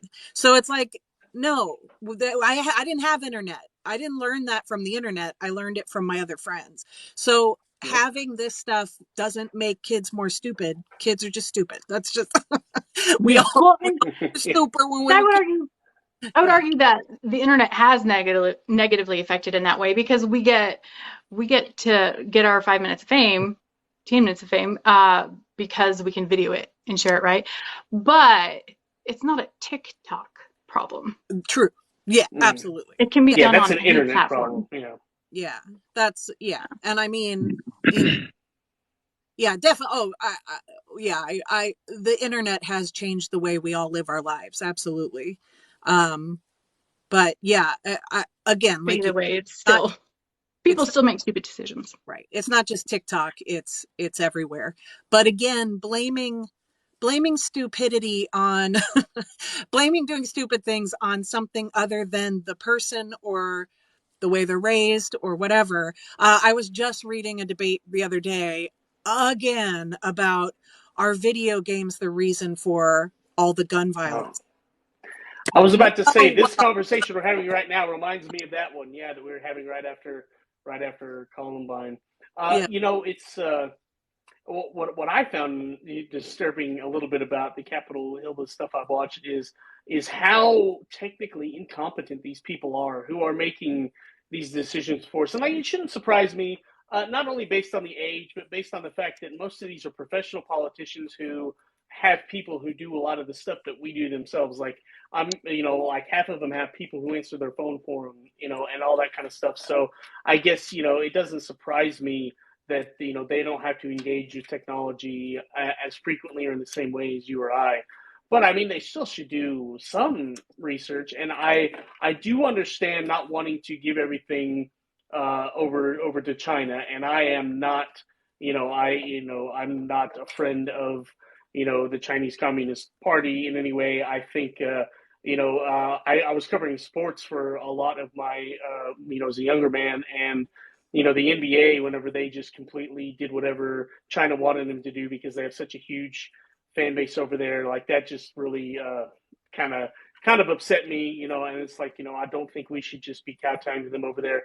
At the same time, I thought this debate was settled like, not 10 years ago, but like 2 years ago, whenever they migrated all of the, US based TikTok user information to Oracle, which is the same place that houses Facebook stuff and the same, and all the Netflix stuff and all of this stuff. Like, like, to me, I'm no technological wizard, but like, I thought that piece of that argument was taken care of. Like, the Chinese Communist Party does not have access to TikTok's information unless they also have access to our information on all of the platforms that Oracle hosts. So it's like, when they were bringing that up, I was like, oh, they are just so uninformed. It's insane. And then the TikTok people brought that up, and then they just went immediately to the George Orwell 1984, like slippery slope arguments. So I just was like, wow, I can't believe that these people are really the ones who were in charge of this kind of decision. And, even their staffs, I wonder, and of course you have to wonder how much of it is them acting for their base and how much of it is they really don't know a damn thing about what they're talking about, which is a whole different some of the questions proved that they didn't really know a lot what they're talking about. Yeah, some of them, yeah. Hilarious TikTokers I've seen that have really captured the some of the questions. And then I saw one TikTok where a guy was going, oh, well, this is why, TikTok is being banned because they did all of this. And it was like, oh, wait, no, that was Facebook. Oh, but really it was because they did oh, wait, no, that was also Facebook. See, I think the biggest problem when they're trying to do this is that they did not form a good game plan. They just kind of scattered everything. Because I do see, right, I always try to see both sides of the argument, and I think that really helps me in my writing too. Mm-hmm. It's always best to have a truth with a lie to make the lie more palatable. And it's about how you craft your words. And they did crap at that. I see people mock someone who says, all I ever see on my FYP is, half-naked girls. I will say, I understand mm-hmm. that we make fun of it because algorithm, we know what you're watching. But at the same time, I've created alternate accounts like for my publishing services. And if I don't train my FYP, that is what defaults. Yeah. I'm not watching it. It defaults. So I can understand someone who's maybe geriatric pulling up an app, trying to figure it out. And that would be all they see. Right. And then I ask myself, well, what does the government know that we don't? Because obviously it would be stupid to just make everything publicly available. Either way, their approach was horrible. And it makes me think of the one time I served on a jury, and it was a federal insurance fraud case. And every single one of us jurors knew that he had to be guilty as sin. But we gave a unanimous not guilty because the state did a crappy job. They did not call witnesses that they should have. The questions were weak. The case that they presented was just not there. And so in good conscience, we couldn't convict the person, even though we were all like, yeah, he probably did it. If they came to us and said, this is very specifically about data protection, but they went off on all these different tangents, and it just made their case so weak. Yeah, they made themselves look dumb, which, like I said, I think there's some bit of acting there where they're trying to make sure that they get reelected. But yeah, I'm with Jay. Sometimes they looked like they were asking serious questions. They were just showed how much they did not understand about the world that I live in. So I mean, we could talk all day about TikTok, and I don't want to waste the last 30 minutes, but I am very jealous of you serving on a jury, Jen, because I've always wanted to, and I've come close twice, and I never have. Have either of you, Danielle or Jay, have either of you served on a jury before?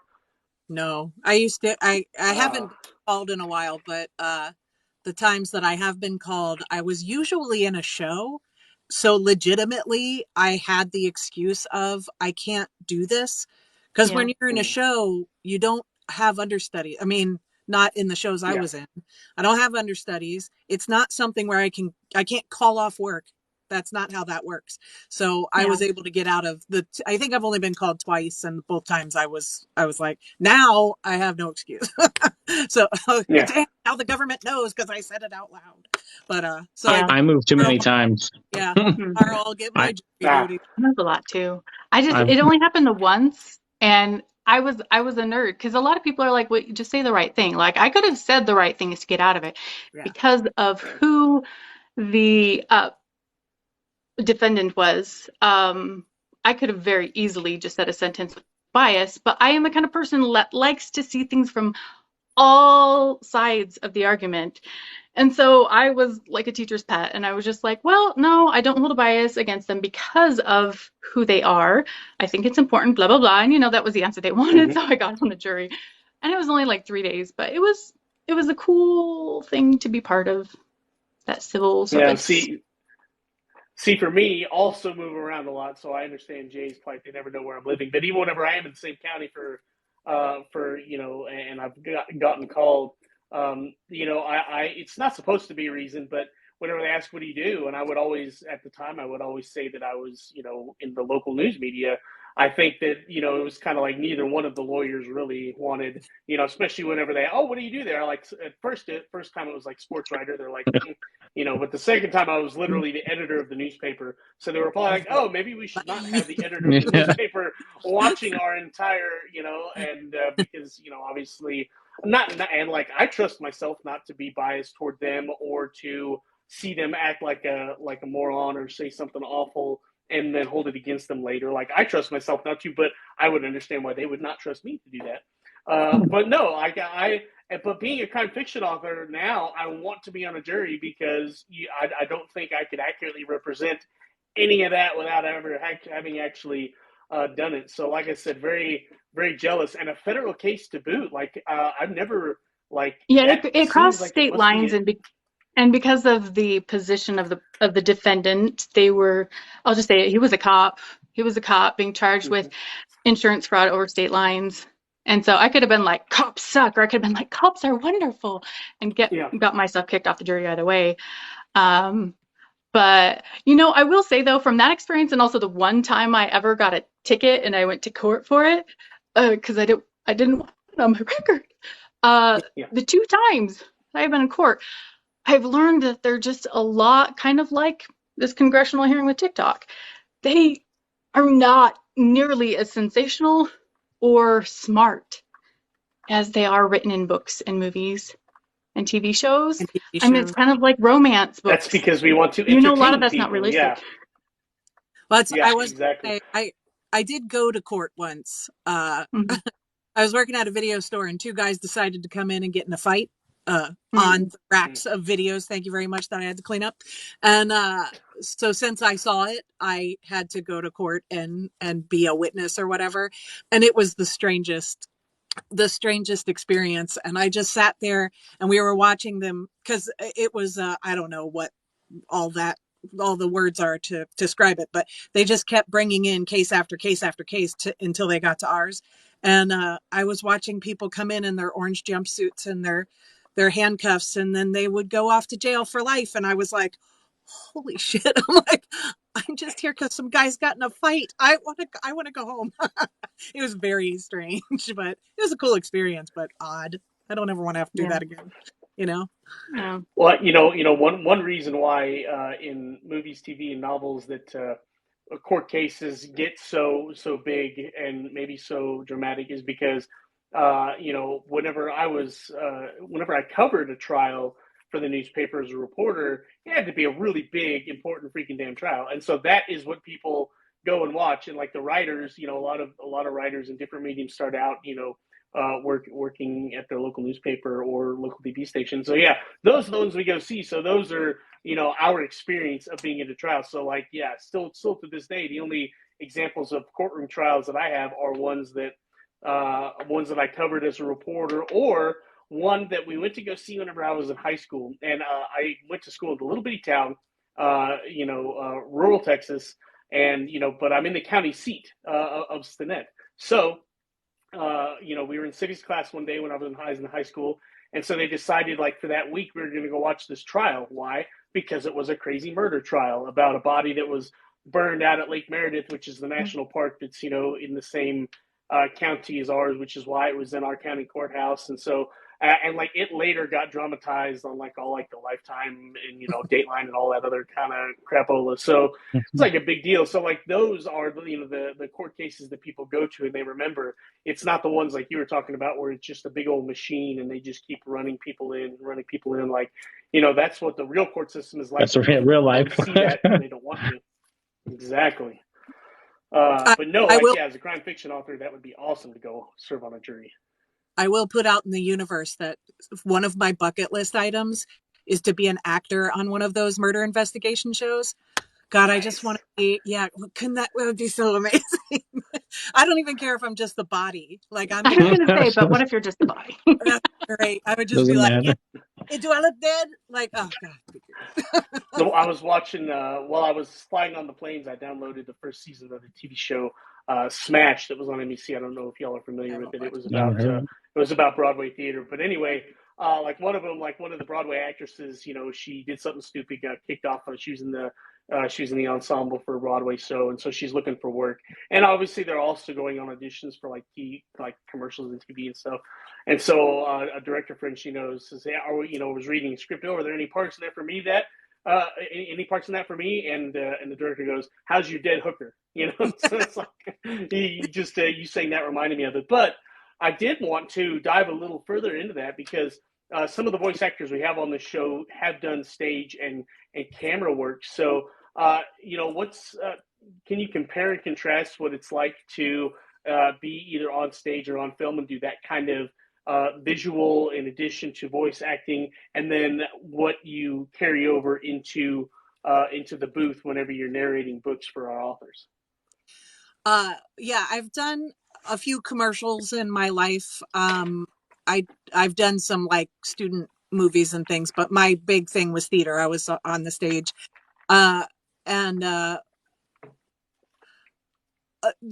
it's all different. It all comes from a different place. So of course on the stage, you can't make mistakes. There are no bloopers. I mean, there are, but you have to play them off and pretend like they didn't happen. But yeah, you have to have all your lines memorized. If you're in a musical, you better know all your songs and your dancing and all that stuff. And that's it. Like you go in, you do your show, and then it's over. On film, it's a little looser. You still need to know your lines, so you still have to be memorized and things like that. And you have to know your spots, like where are you going to stand? I stand here, I walk over there, But if you mess up, you can go back and do it again. Now, of course, they'd rather you don't do that 50 or 60 times, but you can if you have to, right? So, but then there's audiobooks and voiceover where you get to sit here and you just have a script and you don't have to memorize anything. That is like, I haven't done a show. I haven't done anything where I had to memorize anything in 5 years. I don't even know if I have that skill anymore. Like, I'm sure I do, but man, I'm just like, this is the best. I just sit here, I get to read it. That's fabulous. But the things that carry over is the character work. You still do it. You do it for shows. And I'm what you call a gum on the wall actor. I always have been. As far as writing goes, there's pantsers and plotters. Gum on the wall actors are pantsers. Like, yes, you know your lines and you know your characters and stuff, but I can stand backstage and have a conversation with you about what I did last night, and then I'll walk out and I'll do my character scene and I can cry and I can give you all the emotion I need, and then I'll walk right back off and Basically you have your gum, Finish the story. on the wall, walk out, do your thing, come back, get your gum. Gum on the That's wall. I like that. I like gum. that. Yeah. So that's what I am. So even with audiobooks, I probably do more prep work for audiobooks than I ever did for theater. With theater, it was just kind of in your brain. You got Well, into that in theater, you're only playing one character, right? sometimes, Also depending on. true. Well, Also true. Yeah. you're not playing all of them. No. Right, exactly. And with audiobooks, you are playing all of them. And I guess also since there's a physicalness to being on stage or on film, it is you, here's you doing it. You do have to it just kind of naturally happens. It becomes you. Whereas with audiobooks or voiceover, you you have a million characters you have to learn, and you have a world you have to learn. And if the narrator, if it's from third person, that's a character too. So yeah, it's just very different. But luckily, I don't have to memorize it. It can be there, and I can screw up as much as I want. You guys are never going to hear my screw ups, well, except for when I post my bloopers, But Those are fun. yeah, but like I can screw up, and I'll just take it out later and give you a perfect read. So it's different, but it also has a lot of the same and grounding as far as learning your characters and performing them. So yeah. So No stage you're gum on makeup, the and you wall get to be in your acting. PJs. Which I am right now. Not that you guys can tell. I take it that gum on the wall acting is in contrast to method acting. Yes, very It much. seems like that was the. Have you ever worked with serious method actors, and are they absolutely as insane and crazy as they are depicted whenever people talk about method acting in movies? As much as anything else. 100%. That's exactly. They're Wow, nuts. really? Yeah. Wow. And God bless them, but I just no thanks. I don't like I wouldn't be able to do it. I will I always well, this quote is probably very wrong, but Laurence Olivier said to, was it Dustin Hoffman, I believe, because Dustin Hoffman, I can't remember what the movie was, but he was like really in character method acting, whatever, and Laurence Olivier said, "My son, it's called acting." And it's like, yeah, it's Yeah. acting, man. That's you don't need to go starve yourself to be Be hungry. You can it. act Yeah, you like don't need to be Christian Bale. Yeah, every time. oh And my, like that's yeah, it seems like those classically trained, and especially I guess Shakespearean, who tend to be British actors versus the more American style. I read a feature in a national magazine like Vanity Fair or whatever. The actor who is he's on Succession. He's oh shoot, he's not the oldest son. He's not Connor, but he's the other oldest son who was always You know? supposed to. Anyway, I watched the show Succession, and it was a portrait of him as a method actor. And yeah, they made him out to be just, I mean, like absolutely bonkers bananas for doing the shit that he did but they like talked to the other actors he's with, and like Brian Cox played the Laurence Olivier character in the story you just told. His quote was, "I've told him before, you're acting, like you shouldn't take that home with you." And like Brian Cox is a classically trained British Shakespearean actor, and he's like, yeah, like I don't agree with it. Like I mean, you do whatever you have to do for your art, and he's an incredibly talented actor, but why would you want to live like that? And it's like, yeah, I guess that makes sense. And I think in some ways, in terms of writing, the only thing I can think of are the writers who are a little bit like me, who if we had all the time and money in the world, if we had our druthers, and whenever I've had this kind of time, whenever my life allowed for it, yeah, I would go in and for 10 hours a day just be inside my story, doing nothing but writing, and do that for two or 3 months, and then come out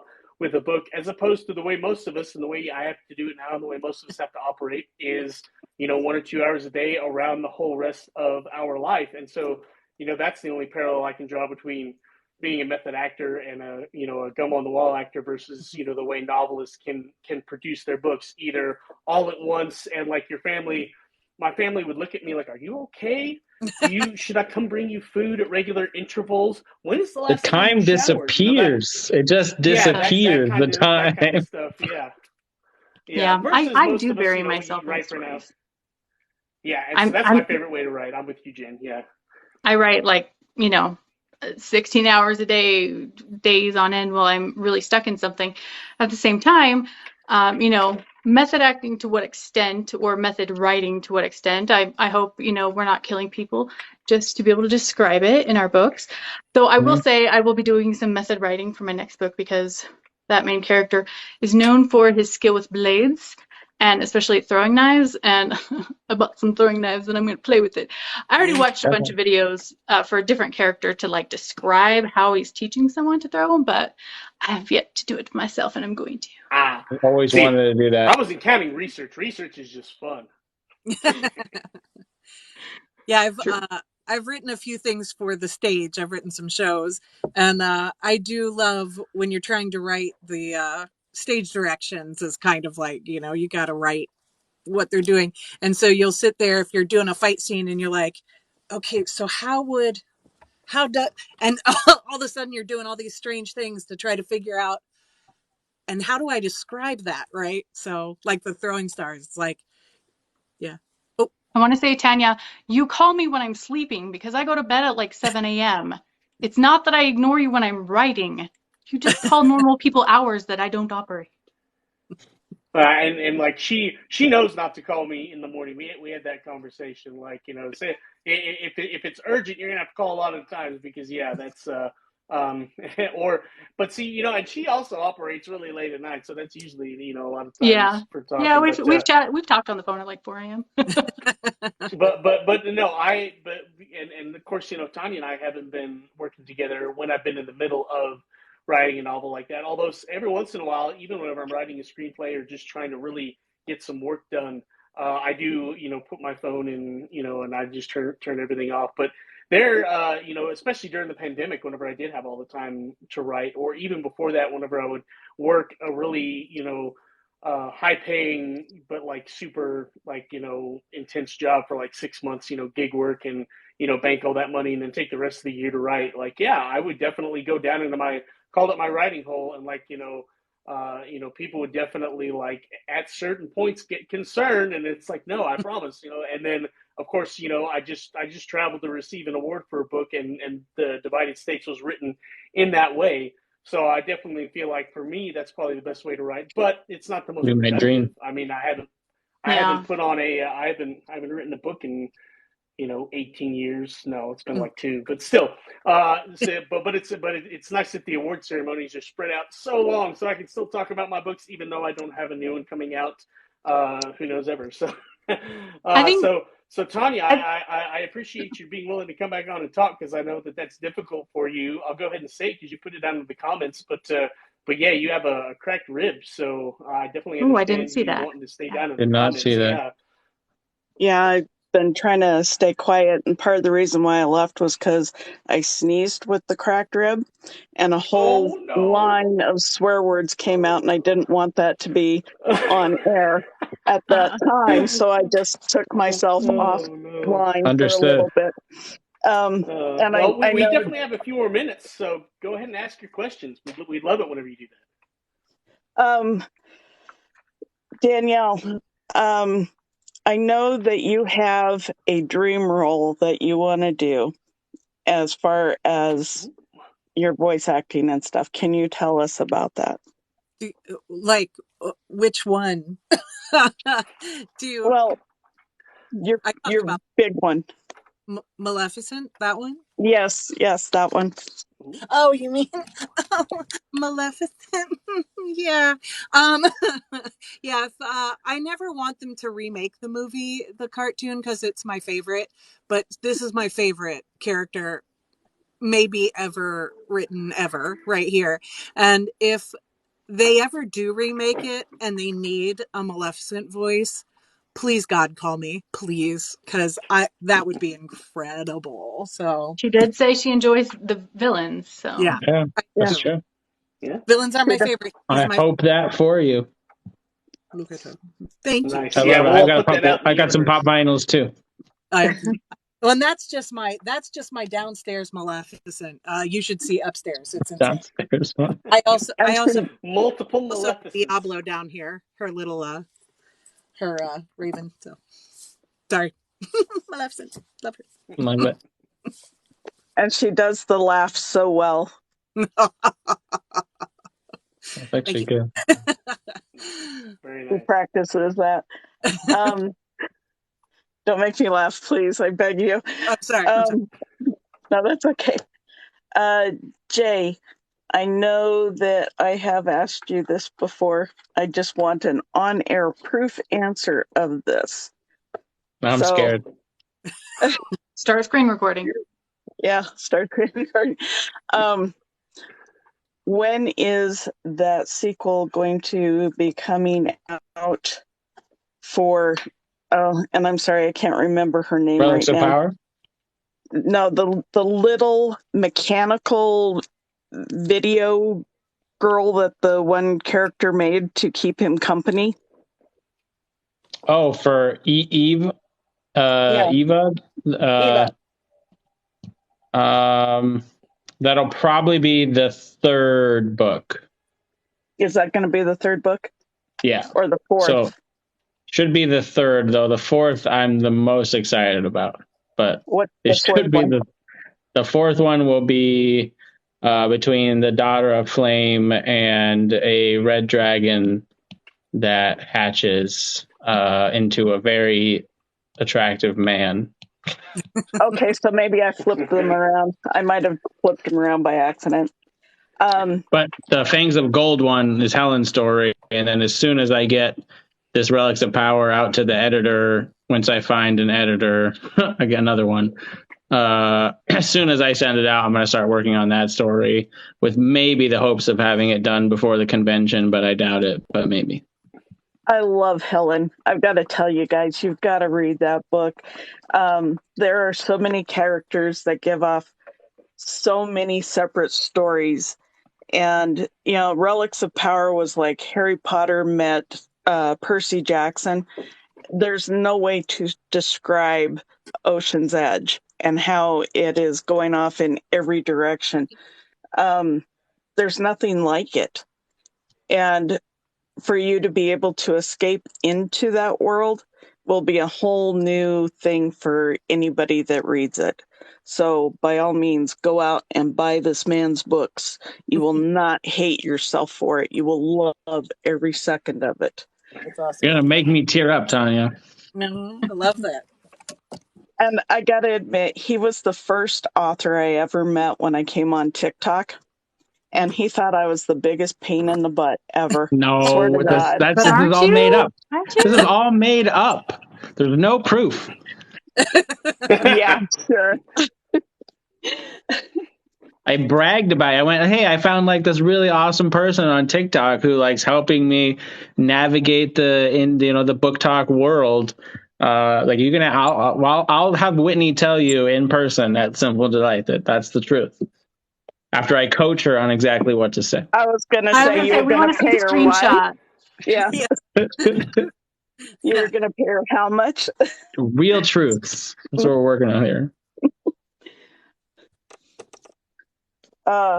Rick, I just got to tell you, I am so grateful that you found the urge to write Divided Nations.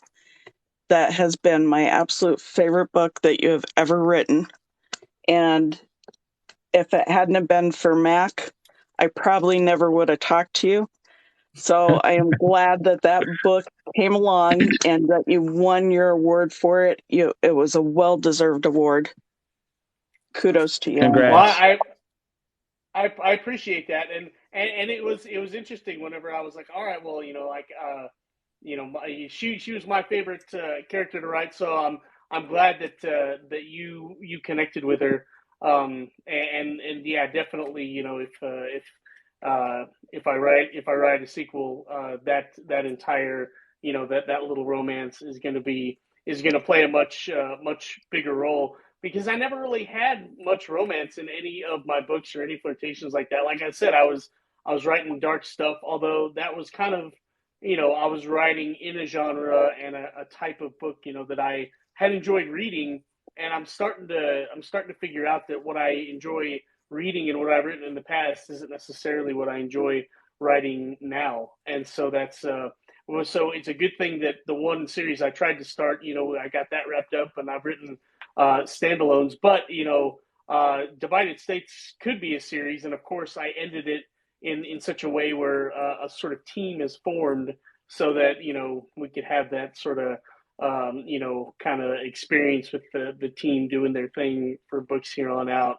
But I appreciate your kind words, Tanya. I really do. And like I said, it surprised me that this is the book of mine that I wrote that connected with readers as much as it has. Because like I said, my other books with other authors and with people who are really into the craft and stuff like that, they've appreciated my other books more. But yeah, they were I broke the rule that I've since learned that hey, you need to keep your reader in mind as much as you keep yourself and other writers and your peers in mind. So that's a lesson learned. And if I have to learn it by having people tell me they like my book, I mean, hey, I'll take it.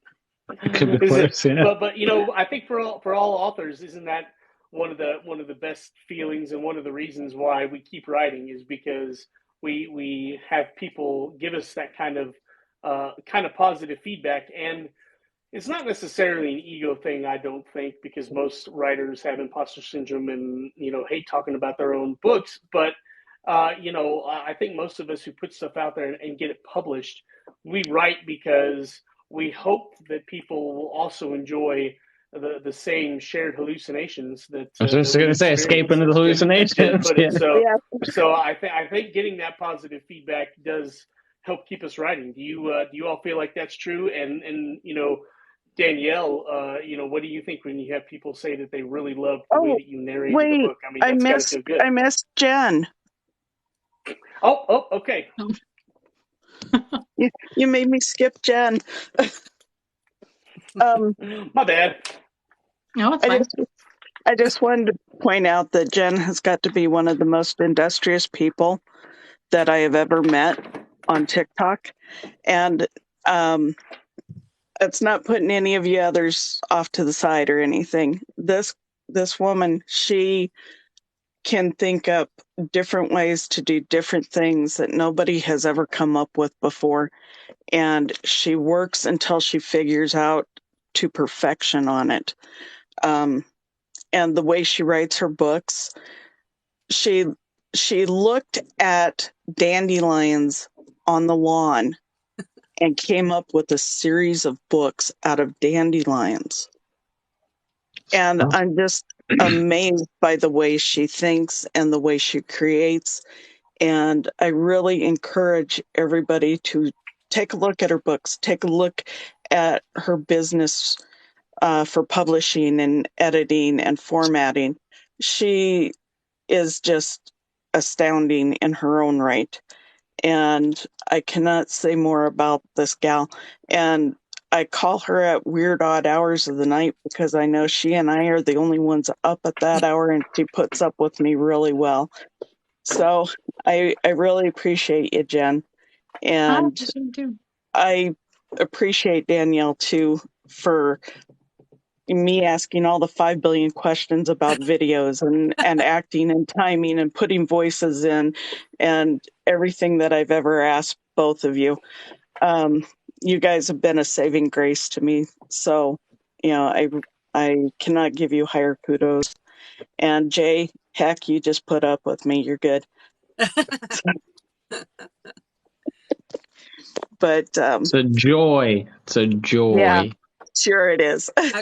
I gotta say, it's one of the big reasons I don't want TikTok to go away, and I'm in denial that it's going to happen because, I'm on Facebook, I'm in Instagram, I was on Twitter at one point, but that never really, I never figured that out. But I understand TikTok. I don't know why, but it makes sense to me. Click, yeah.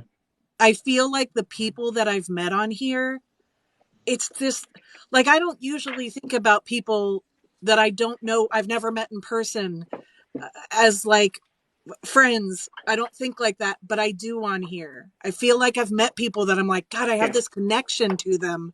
Mm-hmm. And it's just so crazy. And so I don't want that to go away because, I love that. It's my favorite part of my day, really. Yeah. Yeah. Yeah. It's a really great place to form a community. And And like there are restrictions that I wish could be changed, but at the same time, where else are you going to have people that can stitch and do wet? And Hmm. we just build off each other and grow closer. And yeah, like I do not normally just give out my private phone number to people, but there are people like Tanya that I have Yep. Yeah. Hmm. that I'd happily meet up with if I ever left the house. Right. And Right. Yeah, if we ever leave the house, right?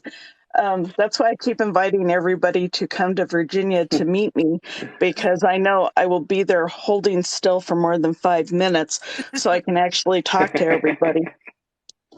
But I uh, do also want to make it known that I have opened up 2 new months for the calendar and that I really would love to fill them with people who are independent authors, narrators, book artists, book models, so that we can continue to lift up this community that we have found on here and to continue to grow the community. So Definitely. if you would like to be promoting yourself on this show, please contact me, Celtic Blue to you _PA_services, and let me know that you want to be on. A lot of people are like, well, you didn't ask me. Well, I'm sorry I didn't ask you. I didn't know you wanted to be on. But now that I do know, let's get you scheduled. So by all means, contact me, let me know, tell me what days, tell me what time, and we will be there for you to help you promote yourself and to let the community know who you are. There have been so many people who have connected as authors with narrators or book cover artists or book models. I believe Molly connected with one of our models and is going to be using him. But we want these connections. We want these people to help each other up. Hmm. No, we're not the traditional publishers. No, we're not the traditional artists. We don't want to be. If we wanted to be, we wouldn't be here. Yeah. So I am firmly in the belief that the rising tide will lift all ships. And I want Amen. to be part of that tide to help lift all ships. Yep. Well said. Absolutely, absolutely, beautifully said, Tony. Like that's, that's the entire point of the show, and we love whenever we hear stories about people who said they came on here and they met with, different creators that they didn't know, and they were able to collaborate because that's the beauty of TikTok. Like, I don't think that happens on Instagram and like Facebook. It seems like it's the opposite. It seems like all people do on Facebook and Twitter is all they want to do is, argue with each other. So I think this is the place where people can collaborate and especially in our sphere, they can collaborate creatively together and produce even more great art for the world because, I definitely think that, we're in a period of time when the world could use a lot more great art. There have been other periods of time where, that hasn't been an issue, but I think right now, the more of that we can have, the better. And I will leave it on that sort of, sentimental note because we are running out of time. I'm going to turn into a pumpkin here pretty soon. So why don't we go around and tell everybody where we can reach each other online other than here on TikTok. And Jen, I know you mentioned that you revamped your website recently and you have these new services. So why don't you tell us a little bit about the website? yeah. So all of my social media is at jhauserwrites everywhere, and that includes my website is jhauserwrites.com. Right now, I do also have a separate publishing services TikTok that I started. That's just tiny, but I'll be posting, some of my stuff there, especially updates on my services. But right now, it's all still being housed on my author website, jhauserwrites.com, and there's a tab for publishing services, and it'll walk you through my policies, pictures of examples of what I've done, what I can do, and forms to fill out, all the different styles you want. We were talking earlier about like formatting, little things. It's the little things, even like if you formatted your margins and everything perfectly, is there literally one sentence poking over on the last page of a chapter? Would that annoy you? Because that annoys me. Yep. So, Yeah. all the attention to detail. Widows and orphans, I can live with some of them, but not ones like that. Yeah. So anyway, yeah, just and of course it's linked to my bio, jhauserwrites.com, and you can see both my fantasy and fairy tale books there, but also my author services under different tabs. Excellent. Jay, where can we find you? You can find me, on here, link in the bio, or jmichaelknight.com. I have, all the links on to my Amazon and everything on there, or you can Google J. Michael Knight. I pop up on Goodreads and BookBub, and I'm pretty much on all the stuff. So that's it. All right. Danielle. So I'm on here more than anything else, Yeah, but I'm saying, I'm here. but I do have Facebook, I have Instagram, I post there every once in a while. And I have a website, daniellemuthing.com. But you're either going to find me under Danielle Muthing or Danielle M or DM Narrates. And I'll tell you, I was DM Narrates on here, but I changed it to put my name on the screen because the last time we did this, people didn't know my first name, and I could tell they wanted to talk to me about things and they didn't know my name and they didn't know how to call on me. So I was like, oh crap. So I changed my name on here. So my name's Danielle. So, and it makes sense. You should know my actual name, but yeah. So Danielle Muthing, that's me. All right. And then I know Tanya, you just kind of, she's everywhere. So whenever you see her pop up, flag her down. And like I said, if you want to be on the show, contact her. If you contact me, I'm just going to give you a link to her profile. So that's kind of how that works. And then if some of my author friends get to 1,000 followers, I'll send them her way. But most of all the really cool authors got on TikTok way before me and already had big profiles. So I haven't had to do that. But a few authors I know in real life, in the real physical world, I've converted them and they've joined TikTok. So whenever they get to where they can go live with us, I'll be asking Tanya to squeeze them in. You can find me at ricktreon.com, and like all the links to all my social medias there. I did finally get my newsletter switched over to Substack. So if you are on Substack, that is where you can find me, and my website now has that widget on there. And I'm going to be redesigning it a little bit because Substack, what you can put on your website looks like my website was already designed, which was already designed to look like a link tree. So I've got some decisions to make in terms of the way my website looks. But if you go there, you can find links to everything, all my social media, all my books. You can sign up for my newsletter and all that stuff. So I think that wraps it up. Thank you, panel, especially for those of you who were called in at the last minute to serve. We appreciate you.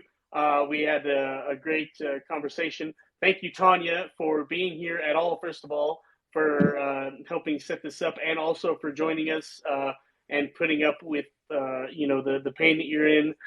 You do a lot for this community, and I hope you know that we appreciate it more than we could ever fully express. So thank you. Thank you. Yeah. Thank you. Great to be on. All right. Have a good evening, everyone. Thank you for coming on an off night, but we'll be back Wednesday evening, 7 o'clock Central, to talk about books and creativity, and hopefully not get banned by TikTok because we talk about them a lot. So Awesome.